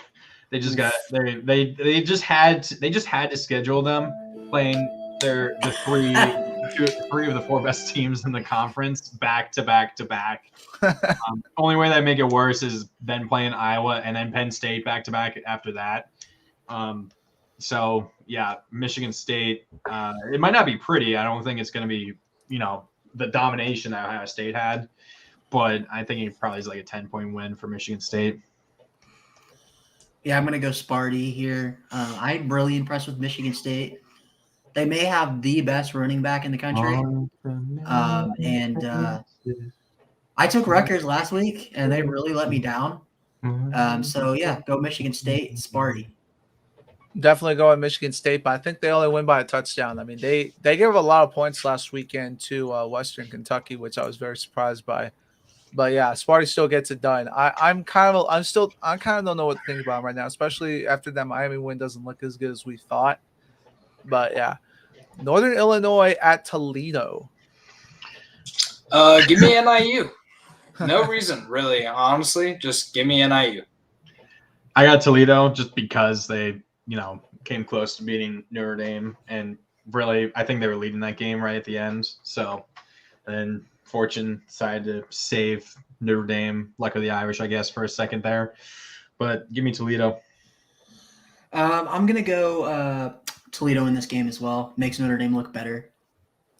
Rocket Man. Going Rocket Man. Toledo. That's all. I forgot the rest of the song. I was going to sing. Also, Northern Illinois did get beat 63-10 by Michigan. So they did beat Georgia Tech though, but yeah, that's not. Michigan's the best team in the Big Ten, so it's okay. Oh my God! Who the hell cares? You guys are lucky I don't have my Michigan visor anymore. I'd be wearing it this whole freaking pod. Oh my gosh, I'm sorry, I cannot get on that. I need to see Michigan play his team with the freaking pulse, man. Wisconsin. I mean, we were talking about this before. I'm not sure if it was during this or beforehand. If Michigan and Ohio State, if that could be a top 5 matchup at the end of the year. I will root for Michigan in that 100%. Yeah. Whenever Ohio State loses, America wins. But LSU at number 16, Kentucky.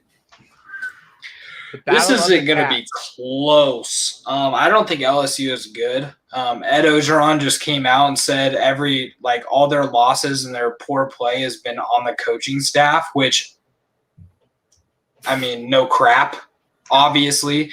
I think Max Johnson is actually playing pretty decent this season, but Kentucky just looks really good. And I don't know why. I don't know what happened. They lost their starting quarterback from last year in Terry Wilson, but they are just good, and they're going to win this game.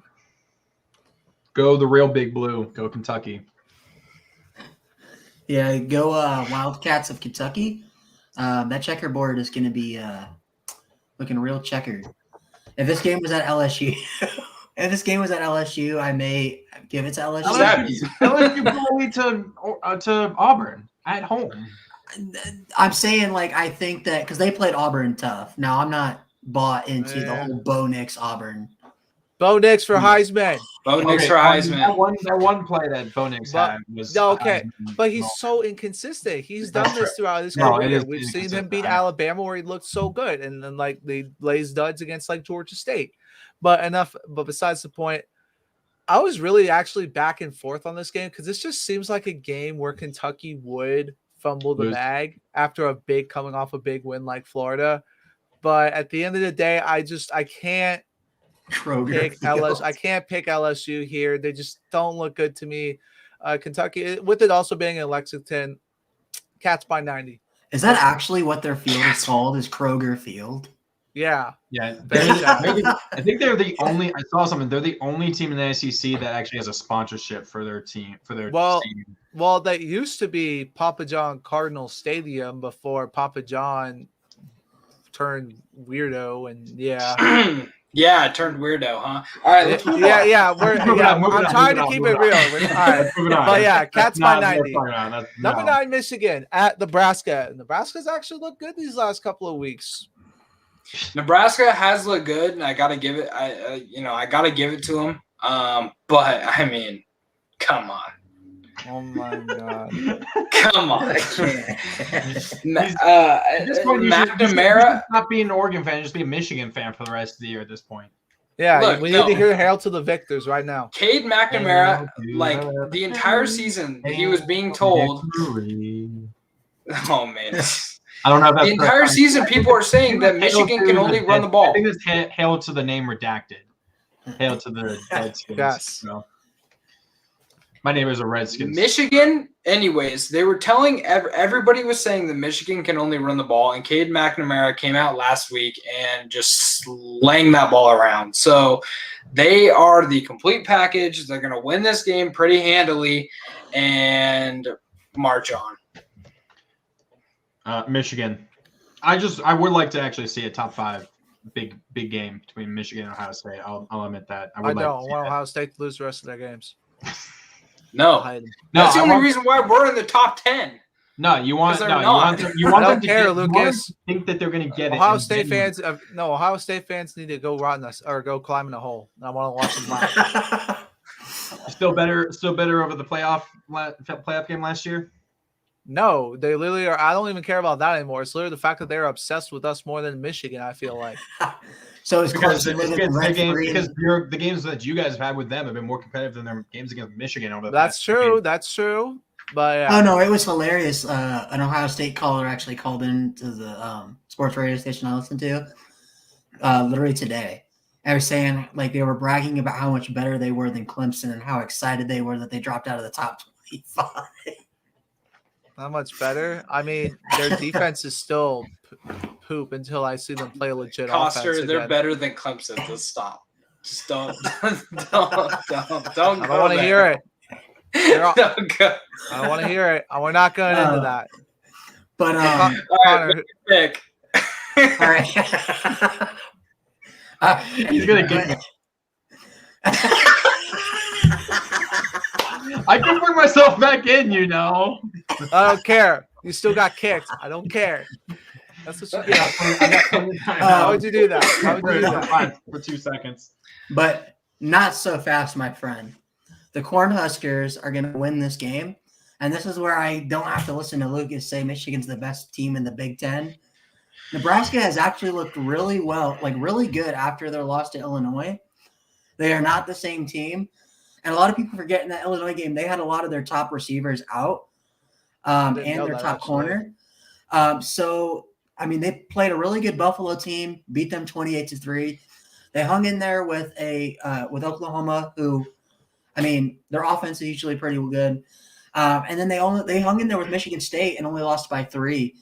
So, go Nebraska, go Cornhuskers with the upset. You know, I do think this has upset alert written all over it for Michigan, but I still think they do look good. I will say McNamara is, I think, the best quarterback they've had in a minute. So I just can't pick against them. No, Brandon Peters is the best Michigan quarterback. No, what's that? Robinson. No, Shoelace is the go. But we're gonna go with Michigan here. West Virginia at Baylor. Give me Baylor here. I think West Virginia's.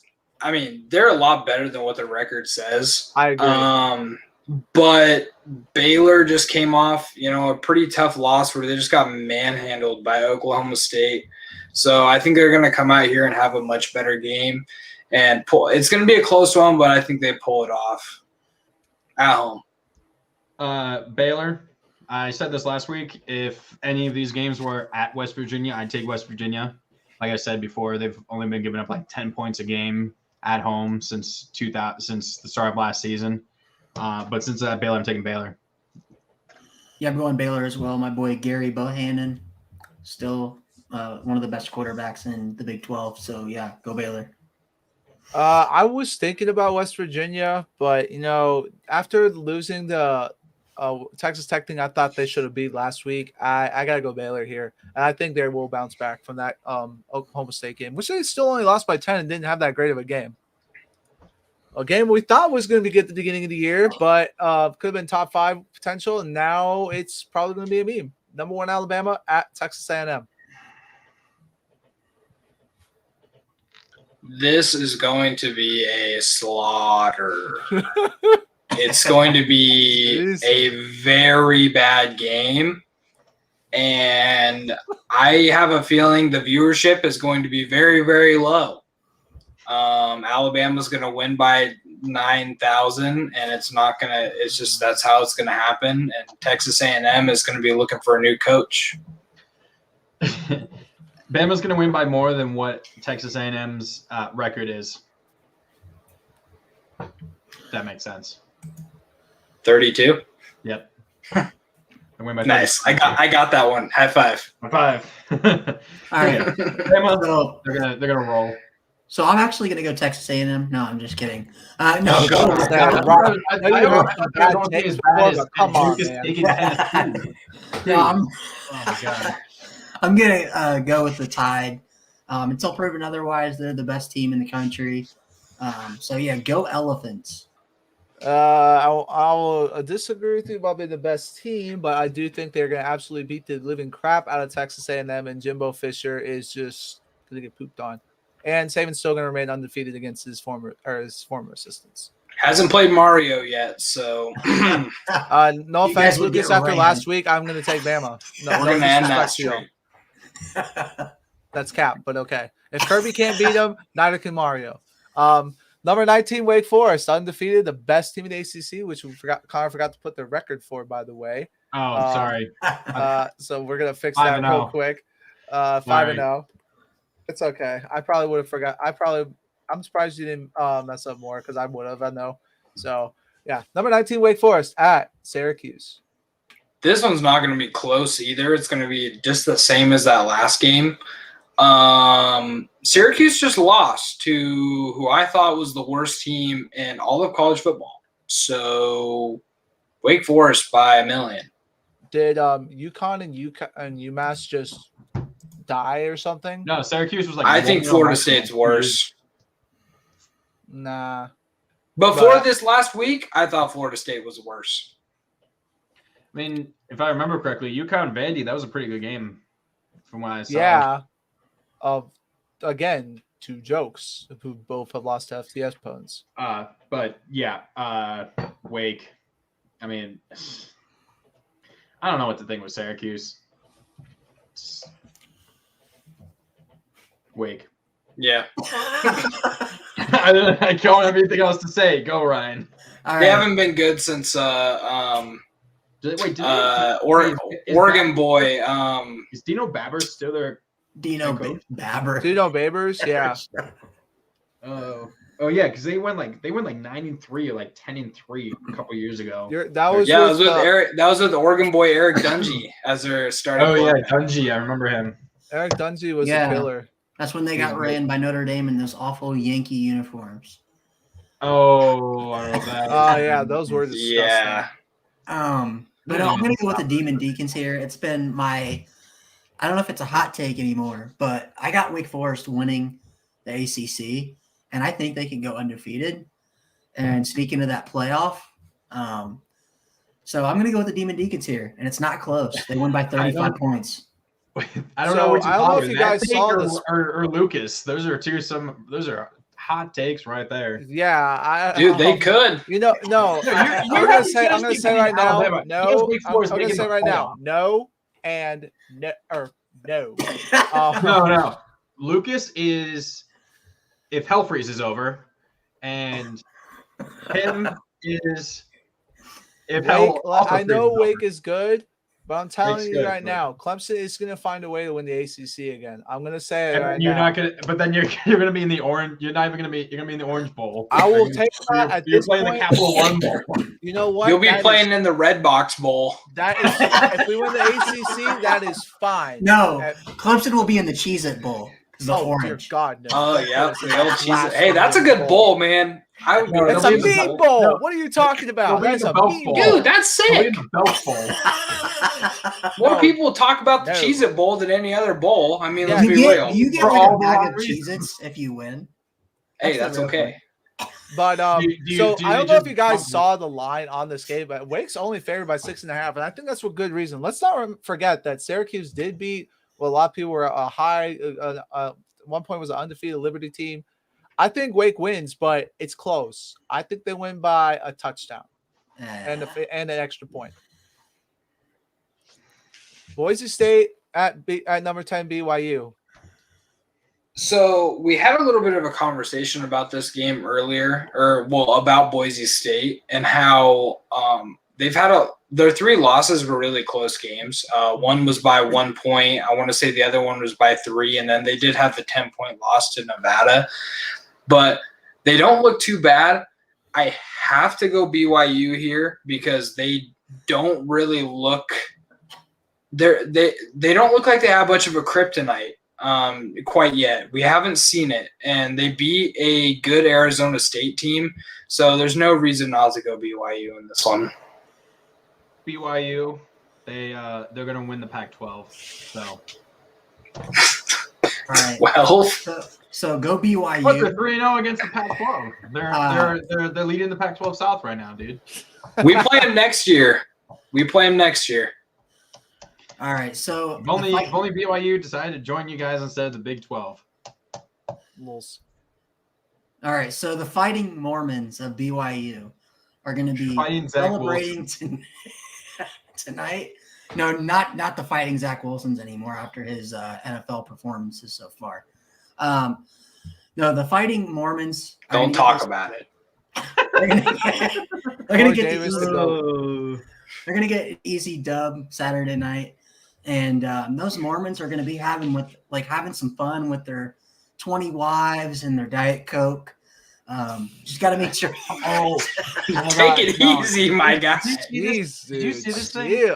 I can't You got to even make find sure it they're here. in bed before They're gonna be having some fun. So- soaking. Bro, they're literally going to try and cancel our show. They're gonna have I some know. fun soaking. They're gonna have some fun all right. soaking. Okay. So it is another game. Like we said earlier, Boise State is very close to being undefeated. They've made a lot of mistakes. I think like that beating themselves, but I do love watching Khalil Shakir from there. I think he's going to be a great wide receiver in the NFL. As much as I really want to pick Boise State, I just can't quite do it. I think BYU still is a good football team, not a playoff team, but they are a good team. I'm going Cougars. Maryland at number 7, Ohio State. So here, after watching that last week's performance by Maryland, I'm extremely disappointed. And I would like to point out before I make this pick that the Boston Red Sox are up 2-0 on the Yankees in the bottom of the second. Screw the Yankees. Yankees suck. But also, Ohio State, they look significantly better over this last 2 weeks since the Oregon game, or 2 or 3 weeks since the Oregon game, and they've looked way better, and they're just going to dominate this game. I don't think Maryland's a bad team, but like Connor said earlier, they lost one of their best players in Demas, so it's just I can't trust Maryland to this point after that performance last week. So Ohio State's going to win this. Yeah, Ohio State. I mean, like I said, and like he just mentioned, losing Demas, leading the league, leading the conference in receiving yards is a big loss. And he was a really good return man for them as well, and that's how he got injured. And I don't talk about Loa. His confidence is going to be really, really low after throwing 5 interceptions.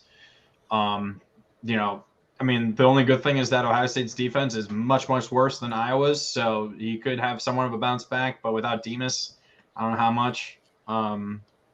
It'll be like a moral victory if they lose by less than 2 touchdowns, or they lose. Yeah, if they lose by less than 2 touchdowns or 3. So honestly, even with the Iowa loss, I would have gone Maryland here. But that was if they had Bemis, just because of how Ohio State's defense has looked. But without him, Ohio State's going to get this win, and it's going to be like a 14-plus point win. With Demas or not, I think Ohio State is just they're not going to be able to no one's going to be able to stop their offense unless it's like a top 10 defense. Like the only teams I could see slowing down their offense, obviously we've seen Oregon do it a little bit, would be like But that was just because Clemson and Oregon Georgia. ran the ball. It was like because Oregon ran the ball. Yeah, that's what I'm saying. Like the only teams I can really, their offense is still great, but I'm just don't know on their defense. But after watching Maryland last week, no, I hate having to pick Ohio State. I like this guy saying Maryland because screw Ohio State. Yes, screw Josh, Ohio State. I love you, Josh, for that. Yeah, that's the big W, yeah. Josh, big W. But I cannot get myself to pick against them here. I think we can all admit we would be very happy to not get a point for this if Maryland wins. I will. Anytime I pick Ohio State and they lose, I will love that. Not me. Lucas would not because that's okay. Well, sorry, Lucas. If they lose, I don't care how the hell it affects Oregon. Nothing personal. Again, nothing personal. Nothing personal. I'm taking it personally. That sounds like a personal problem. It is. All right. The rebound. Talk about a rebound game where both teams just played like absolute two. Number 13 Arkansas, number 17 Ole Miss. Ole Miss. My dogs are freaking out right now. You guys hear that? Yeah. Just say it quickly. I went to a different destination so this wouldn't happen. But anyways, I gotta go Ole Miss. I think Matt Corral just had one bad game. I think he's gonna come out here. I do not trust Arkansas at all. So Ole Miss. Ole Miss. Corral.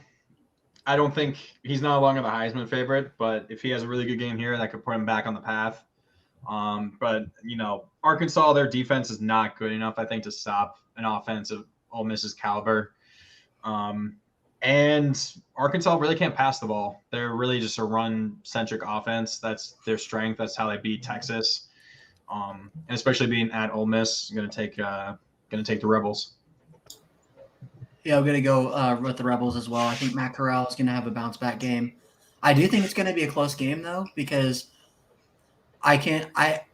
for whatever reason, I don't know why, but I just have a feeling that the head coach over there at Ole Miss is going to make some dumbass decisions. Oh, God, yes, he will. Hey, chill on my boy Lane, all right? I love Lane Kiffin, man, but, man, he's it's not Madden, Lane. The Lane train's going to derail real quick if he keeps that up. But I was high on Arkansas before that game, but man, after just watching them get crapped on by Georgia, like to get like shut out, like I thought Georgia was going to win the game regardless. But come on, man, you got to play better than that. I gotta go Ole Miss. Maybe it'll be different if KJ Jefferson's also healthy. Who knows? But if he's not healthy, I mean, I just don't think. Also, Ole Miss will give up some points because their defense is definitely sus. I thought they were a little bit better than they were after early on in the year. But, man, after watching that last game, no, I think they'll be pretty high scoring, but Ole Miss is just going to easily outscore them. Oh, we're back in the Red River rivalry in Dallas, Texas. And game day should not be here, but it is. Undefeated Oklahoma, number 6 in the country, versus Texas, number 21. So I think game day should be at this game. And the reason being is we'll get to later. But I think they should be at this game. And there's 2 reasons. We'll get to one later, but this was the other one. They want to watch Oklahoma lose. Oklahoma's going to lose this game. Casey Thompson is going to throw all over the Sooners and win this game. No, for the Horns. BJ Robinson. And Texas is Big back, John. baby. They're back. Okay. Doesn't All matter. right. If they Just win, because Texas Ryan is played not that, we have to. Oh, I was going to play something, but I can't. But I deleted Okay. it. So real quick. What would constitute Texas actually being back? Do they have to like make the Big 12 championship? no, they need to win the Big 12. That's my. They just need to win the Big 12. Okay, fair enough. Yes. But yeah, I'm still taking Texas despite that. as we've said pretty much every single episode this season so far in the 4 that we've done. I mean, we didn't talk about Oklahoma at all, but we do not trust Oklahoma as the number 6 team at all. They have not looked good at all. I don't even know who they played this week, but they only won by 6 to Skylar Thompson in Kansas State. But Skylar Thompson's good. I mean, Kansas State. Yes. I thought Kansas State was going to give them a scare because they beat them the past 2 years before this year. So I thought that was going to be a close game, but still, Oklahoma's not blowing anybody out. They're not really that scary. Their defense is whatever. Spencer Rattler's I don't know where he's not a top 10 prospect. He's definitely not the number 1 quarterback in this draft. I don't even know who that is anymore. Texas is back, folks. Not this time. You're wrong. We're back. Yeah. So, but yeah, Texas, but they're not back even if they win this game. All right. So, like I said 2 weeks ago, it's not a matter of if Oklahoma loses, it's a matter of when. I agree. And this is the game that Oklahoma is going to lose. And I'll say this right now. Texas is back, folks. All right? Hook 'em horns. What? Who are you and what have you done with Ryan? Wait. Hook 'em horns until next week when they lose and get blown out by Oklahoma State. That's probably what would happen. I mean, he's probably right, though. He is absolutely right. That is exactly hook 'em. I like saying horns down just to mess with Texas fans, but hook 'em. So wait, so players can't do this to other players. That's the penalty, right? But players can do this to the fans, right? Or is that a penalty? No, they can't do that either. They can't do it. They just can't do it at all. God. Texas is just full of. I won't say the word, but they're weak. Let's just put it that way. Texas They're weak fans. sauce. They're weak sauce. Softies. Hey, it's not them. It's the Big 12. Big 12 doesn't want their money. No, but I'm going with their Texas. moneymaker being made fun of. But obviously, they're gone. And no, I love it when they go to the SEC. And the SEC's like, we don't care about your feelings. You're just gonna get this every single day, every single game. But Casey Thompson, Bijan Robinson, they're gonna throw all over it. It's gonna be a shootout. I think because Texas's defense is still kind of but Oklahoma's not gonna be able to stop them. And no one. Spencer Rattler, he's going to just do Spencer Rattler things in this game. Deep South's oldest rivalry. You know, it's funny. When I started watching Georgia football when I was a kid back in 2002, Auburn was in control of this rivalry. Now, Georgia leads the rivalry. I forgot about how much, but it's still I think this is one of the most underrated rivalries in college football, especially back when, in the 2000s, early 2000s, when Auburn and Georgia were really elite. I mean, of course, a few years ago with the SEC championship and stuff, and when Auburn made it there. But yeah, this has an interesting look at it. Who was the quarterback that year when Auburn went to the national championship game? Nick Marshall. And he threw that Hail Mary. They got tipped, and Ricardo Lewis took it for a touchdown. Nick Marshall. He was a quarterback that they made their quarterback. And he was a former Georgia football player too. Oh, whatever happened to that guy? I don't know. He probably got arrested. He went. I mean, that's why he got kicked off Georgia anyway. Pretty sure. Oh, really? Probably. I'm gonna make this pick short and sweet. It's gonna be like Bo Nix playing against an NFL team, and I think you guys know how that would go. If Bo Nix ever gets a start or ever gets to play in the league, it's going to be just about how this game's going to go. It's going to be brutal, and Georgia's going to dominate this one. Again, another top 25 opponent that they're going to probably hold to 0. So, yeah, Georgia, I mean, their defense, number 1 in the country. Bo Nix, after looking really good against LSU, is going to throw two interceptions, have one really crazy maybe play or touchdown, but it'll be 21-point win by Georgia at minimum. I'll say this right now. This is a real Bo Nix for Heisman game for Bo Nix. Dude, give it to him if he wins this. Just hand him the Heisman. Yeah, he should honestly just did it. Yeah, no, I agree. But Bo Nix is going to do Bo Nix things, and Georgia's going to roll to another 28-35 point victory. Yeah, I'm with y'all. Bo Nix, he picked the wrong time to have a good game last week because now we knowing him, Saints gonna throw 2 interceptions is generous. Connor, I think he's gonna throw 4.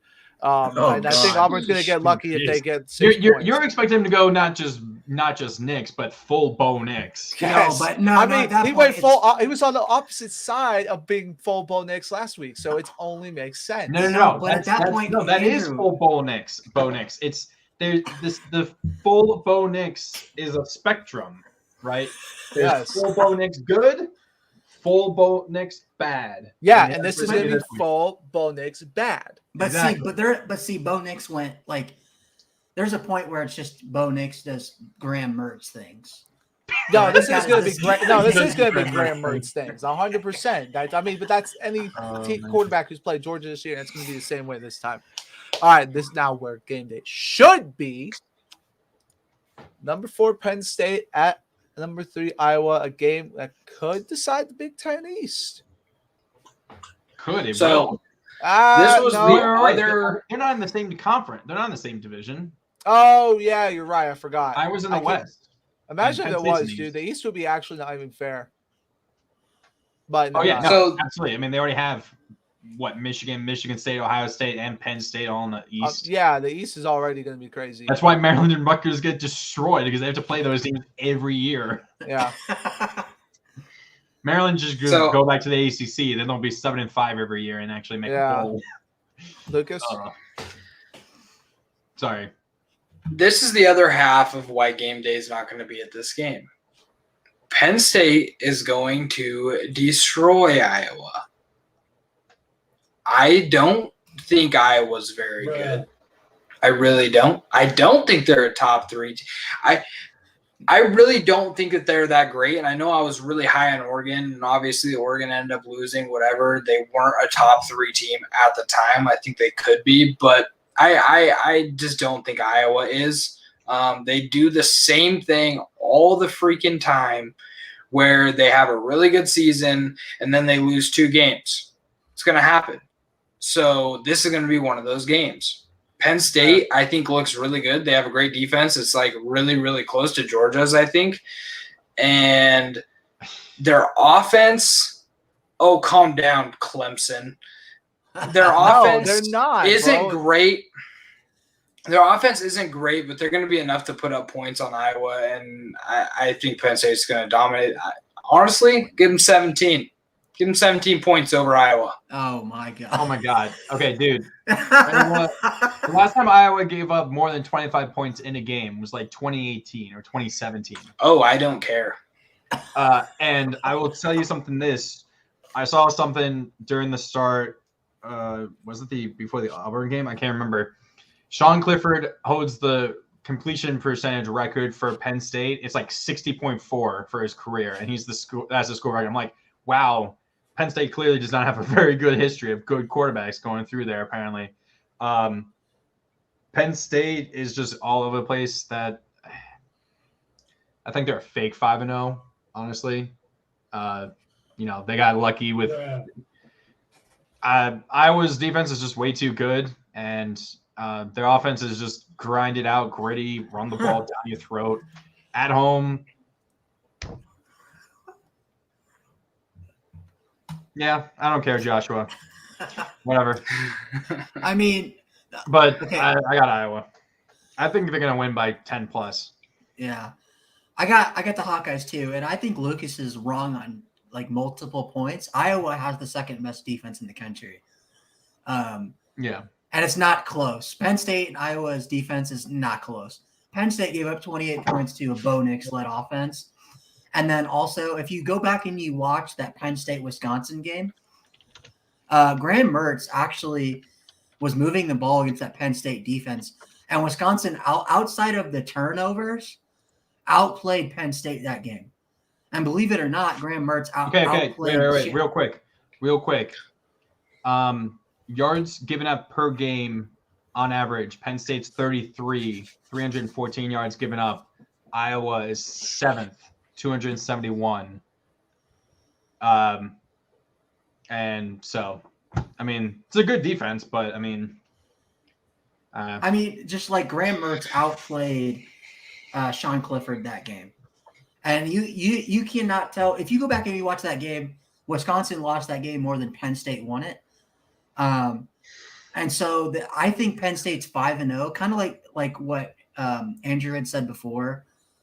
It's a really lucky 5-0. Yeah, like really, like it's not. Yes. Yeah. Okay, cool. But Indiana took Cincinnati down to the wire because Cincinnati, and then Cincinnati just beat Notre Dame. Notre Dame beat the hell out of Wisconsin. It's football math. It doesn't matter. Why are we doing Lucas? Property? Do not. How you tell Ryan that football math doesn't? That's work. what I just said. No, that's what I just said. Indiana does not matter. Indiana beat Western Kentucky by 2.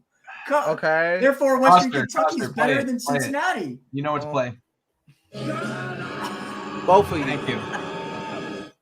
Okay. Now But I no. am going to be. So here's the thing. I'm going to be on Lucas's side.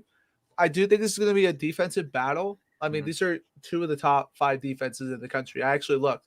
So, yeah. So they're actually both.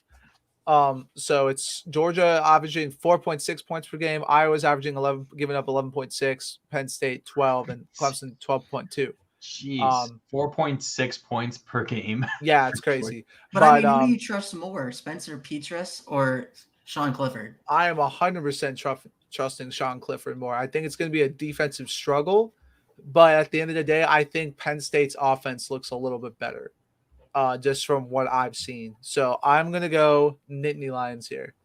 So we got to split. So wait, Ryan, you're taking who are you taking? Iowa? I am taking Iowa. You both took Iowa. Lucas and I are taking Penn State here. Okay. Also, my neighbor will be really happy. My next door neighbor is a big Penn State fan. I think a Penn State grad, if I remember correctly. All right, so now the only one of our teams' games they're playing, and it happens to be between Ryan and Connor. Dang it! I need to freaking have this thing flipped. I'm not even going to bother with this. This is a fail. This is what we like to call a. But yeah, so thankfully Clemson's on bye. We need it. Lucas would probably agree that Oregon needs this bye more than anything, probably right now too. But number 14, Notre Dame at Virginia Tech. So real quick, this is the night game on the ACC network, 7:30. ACC network. I hate games on ACC network. Dude. Yeah, because I can't get them on Comcast. But it's the night game. So for this game, I'm going Virginia Tech. The only reason why I'm going Virginia Tech, and I could be the only one that's going Virginia Tech here. I mean, Connor might be also repping his boys. No, that's me. That's me at a game. Oh, right on. So I'm taking Virginia Tech, and the reason why I'm taking Virginia Tech is because Notre Dame hasn't seen quite a running quarterback like Braxton Burmeister yet, and Desmond Ridder isn't like Braxton, but he still had the running ability, and it hurt him. So I think they're going to end up taking this. Notre Dame, I don't think is a bad team at all, and they kind of proved to me that they are actually pretty decent against Cincinnati, who I thought was way better than them. The only losing by 11 points isn't that much in college football, but I think Virginia Tech takes them down to the wire. This is going to be kind of one of those like Notre Dame knew they had the chance, and their only chance was to go undefeated. They lost their game, and now they're going to fall apart like a lot of those. I mean, they're college kids. They're going to be sad that they're not going to be in anything, and they're going to fall apart. Costa, you go next. I'm actually going to disagree with you here, Lucas. Wow, what am I doing actually picking Notre Dame? I think after last week, I know that's going to be really hurting, and I think they're going to go with the exact opposite mindset of you. They're going to be really pissed off. I think they're going to find a way to bounce back here. I think Virginia Tech's a great team. Don't get me wrong. I think it's going to be a very close game. I think honestly Notre Dame's just going to win by a field goal, but I think this is where the luck of the Irish is going to come actually help them out. Go ahead, Connor. You want me to go first? Okay, go ahead. So I will say this. for what Lucas just said about Burmeister being a better running quarterback than Desmond Ridder. Can you call up Brad Cornelson and tell him that? Because we have not run any zone read plays with Burmeister pretty much at all this season. And that is the reason I think why we lost that game to West Virginia, is because we weren't running any of those plays down by the goal line when we had those chances. Burmeister is incredibly inaccurate. He doesn't have a very good arm strength. He can't throw more than 20 yards down the field. At times, it seems. We have only had 13 plays go over 20 yards this season, which is like bottom of the barrel, like bottom half of the country of FBS. The good thing is our defense is really good. Finally, last year was very much an anomaly. Justin Hamilton, our new coordinator last year, got the short end of the stick, having to replace a legend in Bud Foster in a weird season with the pandemic, not being able to practice and put his defense into work. We are 12th right now in opponent third down conversion, less than 30% right now. So if we can get Notre Dame into those third and longs, 3rd and 5 or longer, I think we can definitely beat you guys. And then you guys have no run offense, as I mentioned before, and that's really a good strength of us. Amari Barno is a potential all-ACC player, probably will be first team, and is looking like a day 2, maybe even late day 1 draft pick right now. He's looking amazing. And I think, Burmeister can make some plays every once in a while, especially with his feet. He converted a 3rd and 25 with his feet against West Virginia. So if they do the proper game plan that I think they can, I think we can beat you guys. So I'm going to take Virginia Tech, but it will depend though, actually, who you guys do start at quarterback. If you guys start Cone, then definitely. If it's Pine or Buckner or whoever, I have no idea. Is Buckner like the running quarterback more? Is he more than so Cone is strictly a pocket passer. Buckner, right now, Kelly doesn't trust to throw the ball downfield just quite yet. So we only use him when he comes in. It's basically just, it's a quarterback run. Okay. We have the exact same thing. We have a quarterback. He's 6'6", but he runs like, I don't know, a 4.4. He's like 6'6". He transferred from like Texas Tech. We've used him exclusively for running the ball. He scored like 3 rushing touchdowns this season already. His name's Connor Blumrick. So if you see him come in, that we're just going to run. We're not going to use him. So that's the same thing. But Pine, like I said, you know how Book played, would throw it if he had to, doesn't have the biggest arm, but can take off and make plays out of nothing with his legs. That's kind of how Pine is. Okay. So I will real quick. I'm sorry for interrupting you. No, go ahead. If you had a true dual threat, you would probably be able to easily beat us, because that's always been Virginia Tech's Achilles heel, is a true dual threat, which that's pretty much the Achilles heel of any other team, of most college teams. But Virginia Tech, I don't know, by 3, by a field goal. I don't think it's. I mean, the money line's even right now. There's no neither team's favored, I think, in Vegas, as far as I've been seeing. Maybe by a point towards Notre Dame, but it's even right now. So that's BT. So going into this game, I honestly could see Notre Dame losing. However, and it's kind of different because Notre Dame teams in the past, when they have lost that one big game that could make or break their playoff chances, they've crumbled.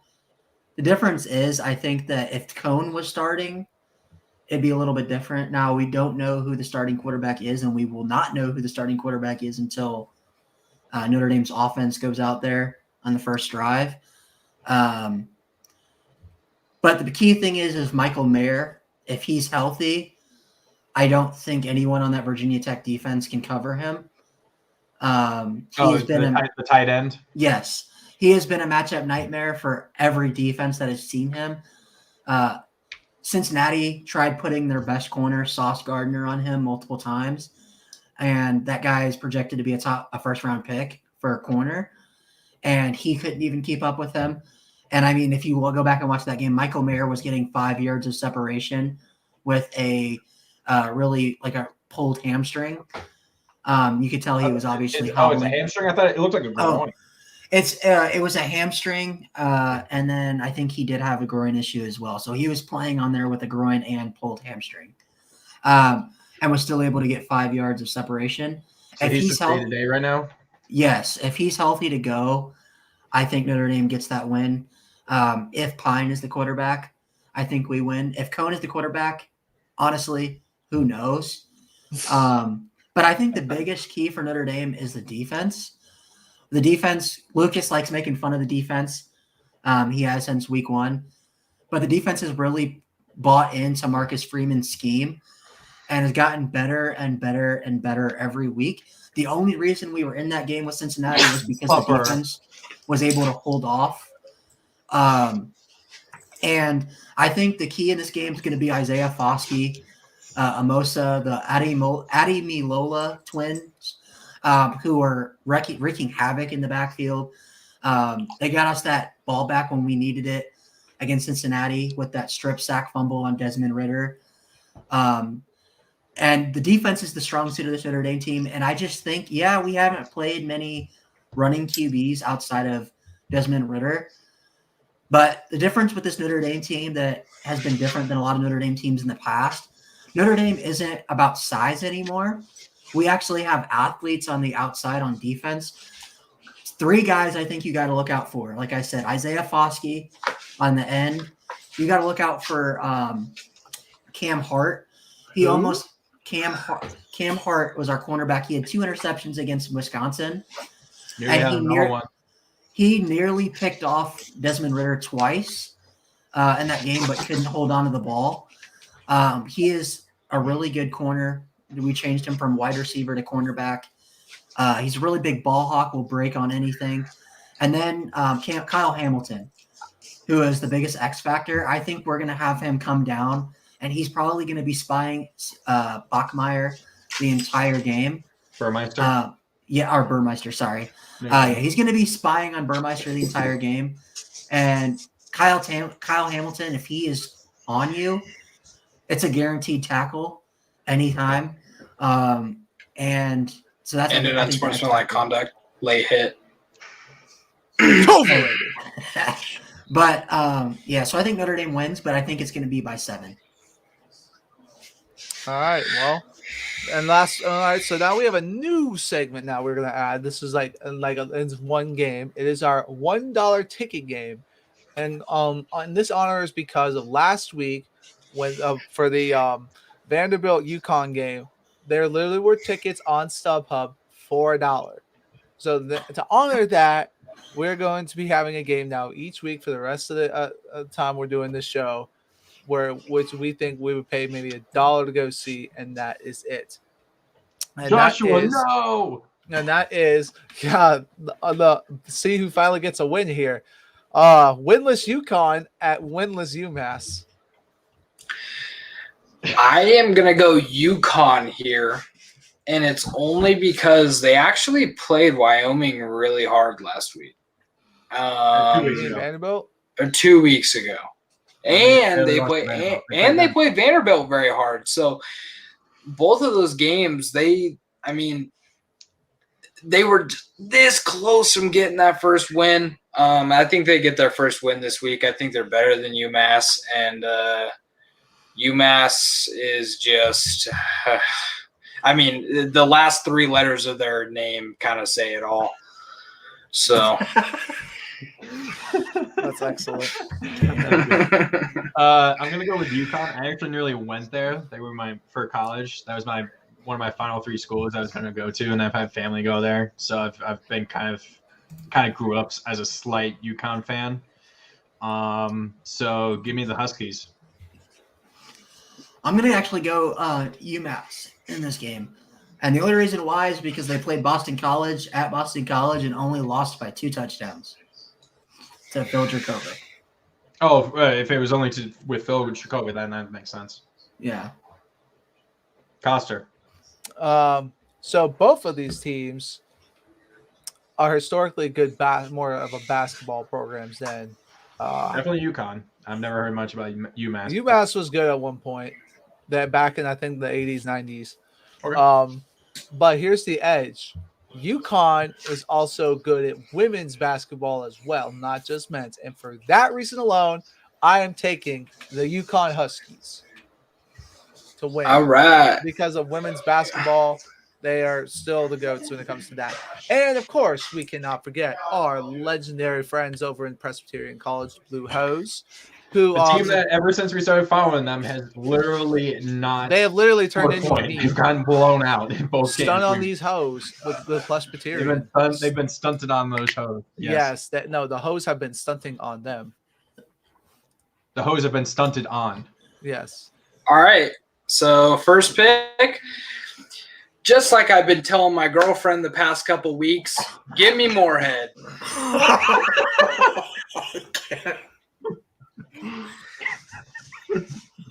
I'm sorry to go against the Blue Hose, but give me Moorhead. I really hope she's not watching. I really hope. Oh, she's not. She's not. I can't believe you just went there. Because You're lucky there's only 5 people watching, and 3 of them are me. I literally have this on my phone, my laptop, and the computer right here. Oh my god. Dude, I've been waiting to say that joke all freaking show.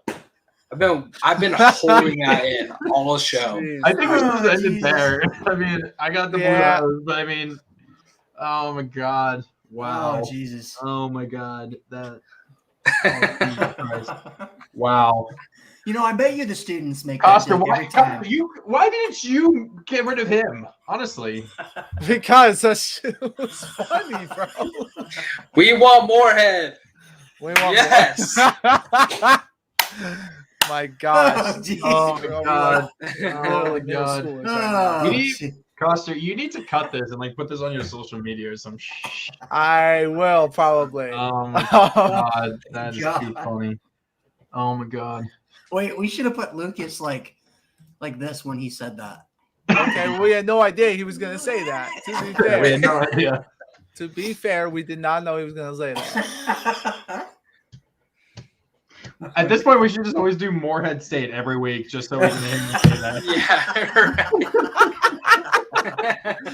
Oh man. All right, Ryan. Who's your pick? No, it's Connor's turn. Go ahead, Connor. I gotta see. Oh, I already said Presbyterian. I don't know. I'm just going with Presbyterian. I don't know. I have nothing else to say. All right, Lucas. The hoes are gonna stunt on those hoes. Josh, we hope that more than 5 people are watching after this right now. Oh, geez. I think that's gonna go freaking viral. Oh my god. Jesus. Wow. But no, I'm gonna say this right now. Presbyterian people are not happy with you, Lucas. You have sinned. But oh jeez. They gave me the opportunity, I had to take it. So I'm gonna say this. So Moorhead State is playing at Presbyterian, right? This is gonna kind of tie in with why I'm picking the way I am. So Presbyterians hate head, right? Wait, what? They hate head. They don't like having. And nobody hate Moorhead.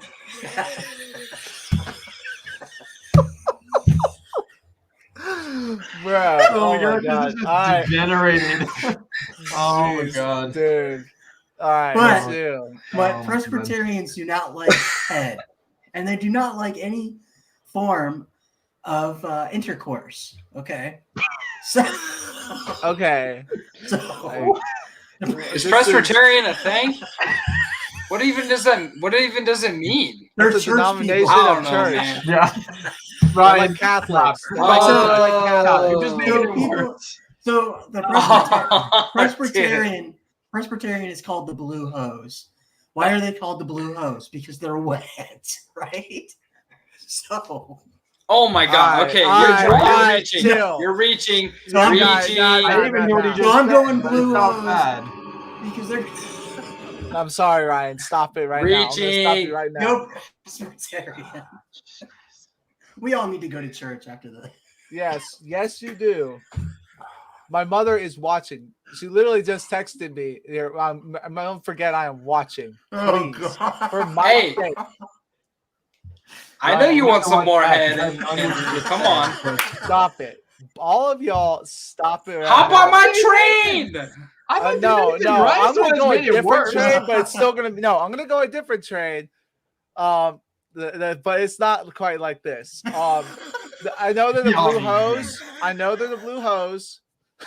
Jesus. I know they're the blue hose, but the way they've been playing, they're more like the Presbyterian blue waffles. So just for that, I'm going. No! Oh god! Oh my god! And just for that reason, I'm gonna go with Morehead State. But all right, guys. Sorry, this just got way too middle school. Like, I apologize. That Lucas started this. I'm just gonna say that Lucas started Hey man, this. I made a good joke. All right, y'all took it too far. Yeah, and then Connor was just chill. Then Ryan down here is just like, all right, we're gonna try and go next level, and just, I don't even know. Just like, yo. Hey, because you know what, Lucas? I was gonna say what Lucas said, but then he stole it. So then it was like, there you go. Thank you, Josh. Best episode of the season thus far. Bro, y'all are wild. Y'all are wild, bro. Oh, jeez. I only said my joke because y'all did. Oh my god. That's even worse. But anyway, guys, thanks again for everyone for tuning in again. Sorry again for the ass part. And I hope more people show up after this. You need to post. You need to cut this. I am gonna cut this. Post that. No, man, I don't even know if I got the balls to do that, man. Yeah. Hey, you know what? Just put this in front of it. I'll take Presbyterian. Cut it right there and just put that where I said that. There you go. Oh god. No, I'm only telling Lucas's part. Afterward, Ryan, Lucas went like here. Ryan's just like, ugh. Digital footprint, Ryan. Digital footprint. Yeah. It's on here forever now. Yeah. Hey, you know what? I don't care. No shame. No, man. Boy. I just hope my pastor at my church was not watching that. Because, man, he is going to be like, you need to find new people to work with. But anyway, guys, thanks again for watching. If you haven't already, be sure to give this video a thumbs up and also subscribe if you haven't already, as it helps the channel immensely. And like I said, we appreciate y'all a bunch for checking this out. And next week, we will be back with another episode of the Week Zero podcast. And let's look forward to some great games this weekend. And good luck to these two down here in their games. I don't know who to root for. And Lucas is just like, we're going to flex and there'll be touchdown Jesus with Presbyterian. And he's gone. And now he's gone. Right into the broadcast isn't even in, and he's gone. He said he had to leave. But anyway, guys, thanks again for tuning in. Like, subscribe if you haven't already. And Blue Hose, please don't stop talking about Blue Hose. We're gonna find right now. after. Yeah.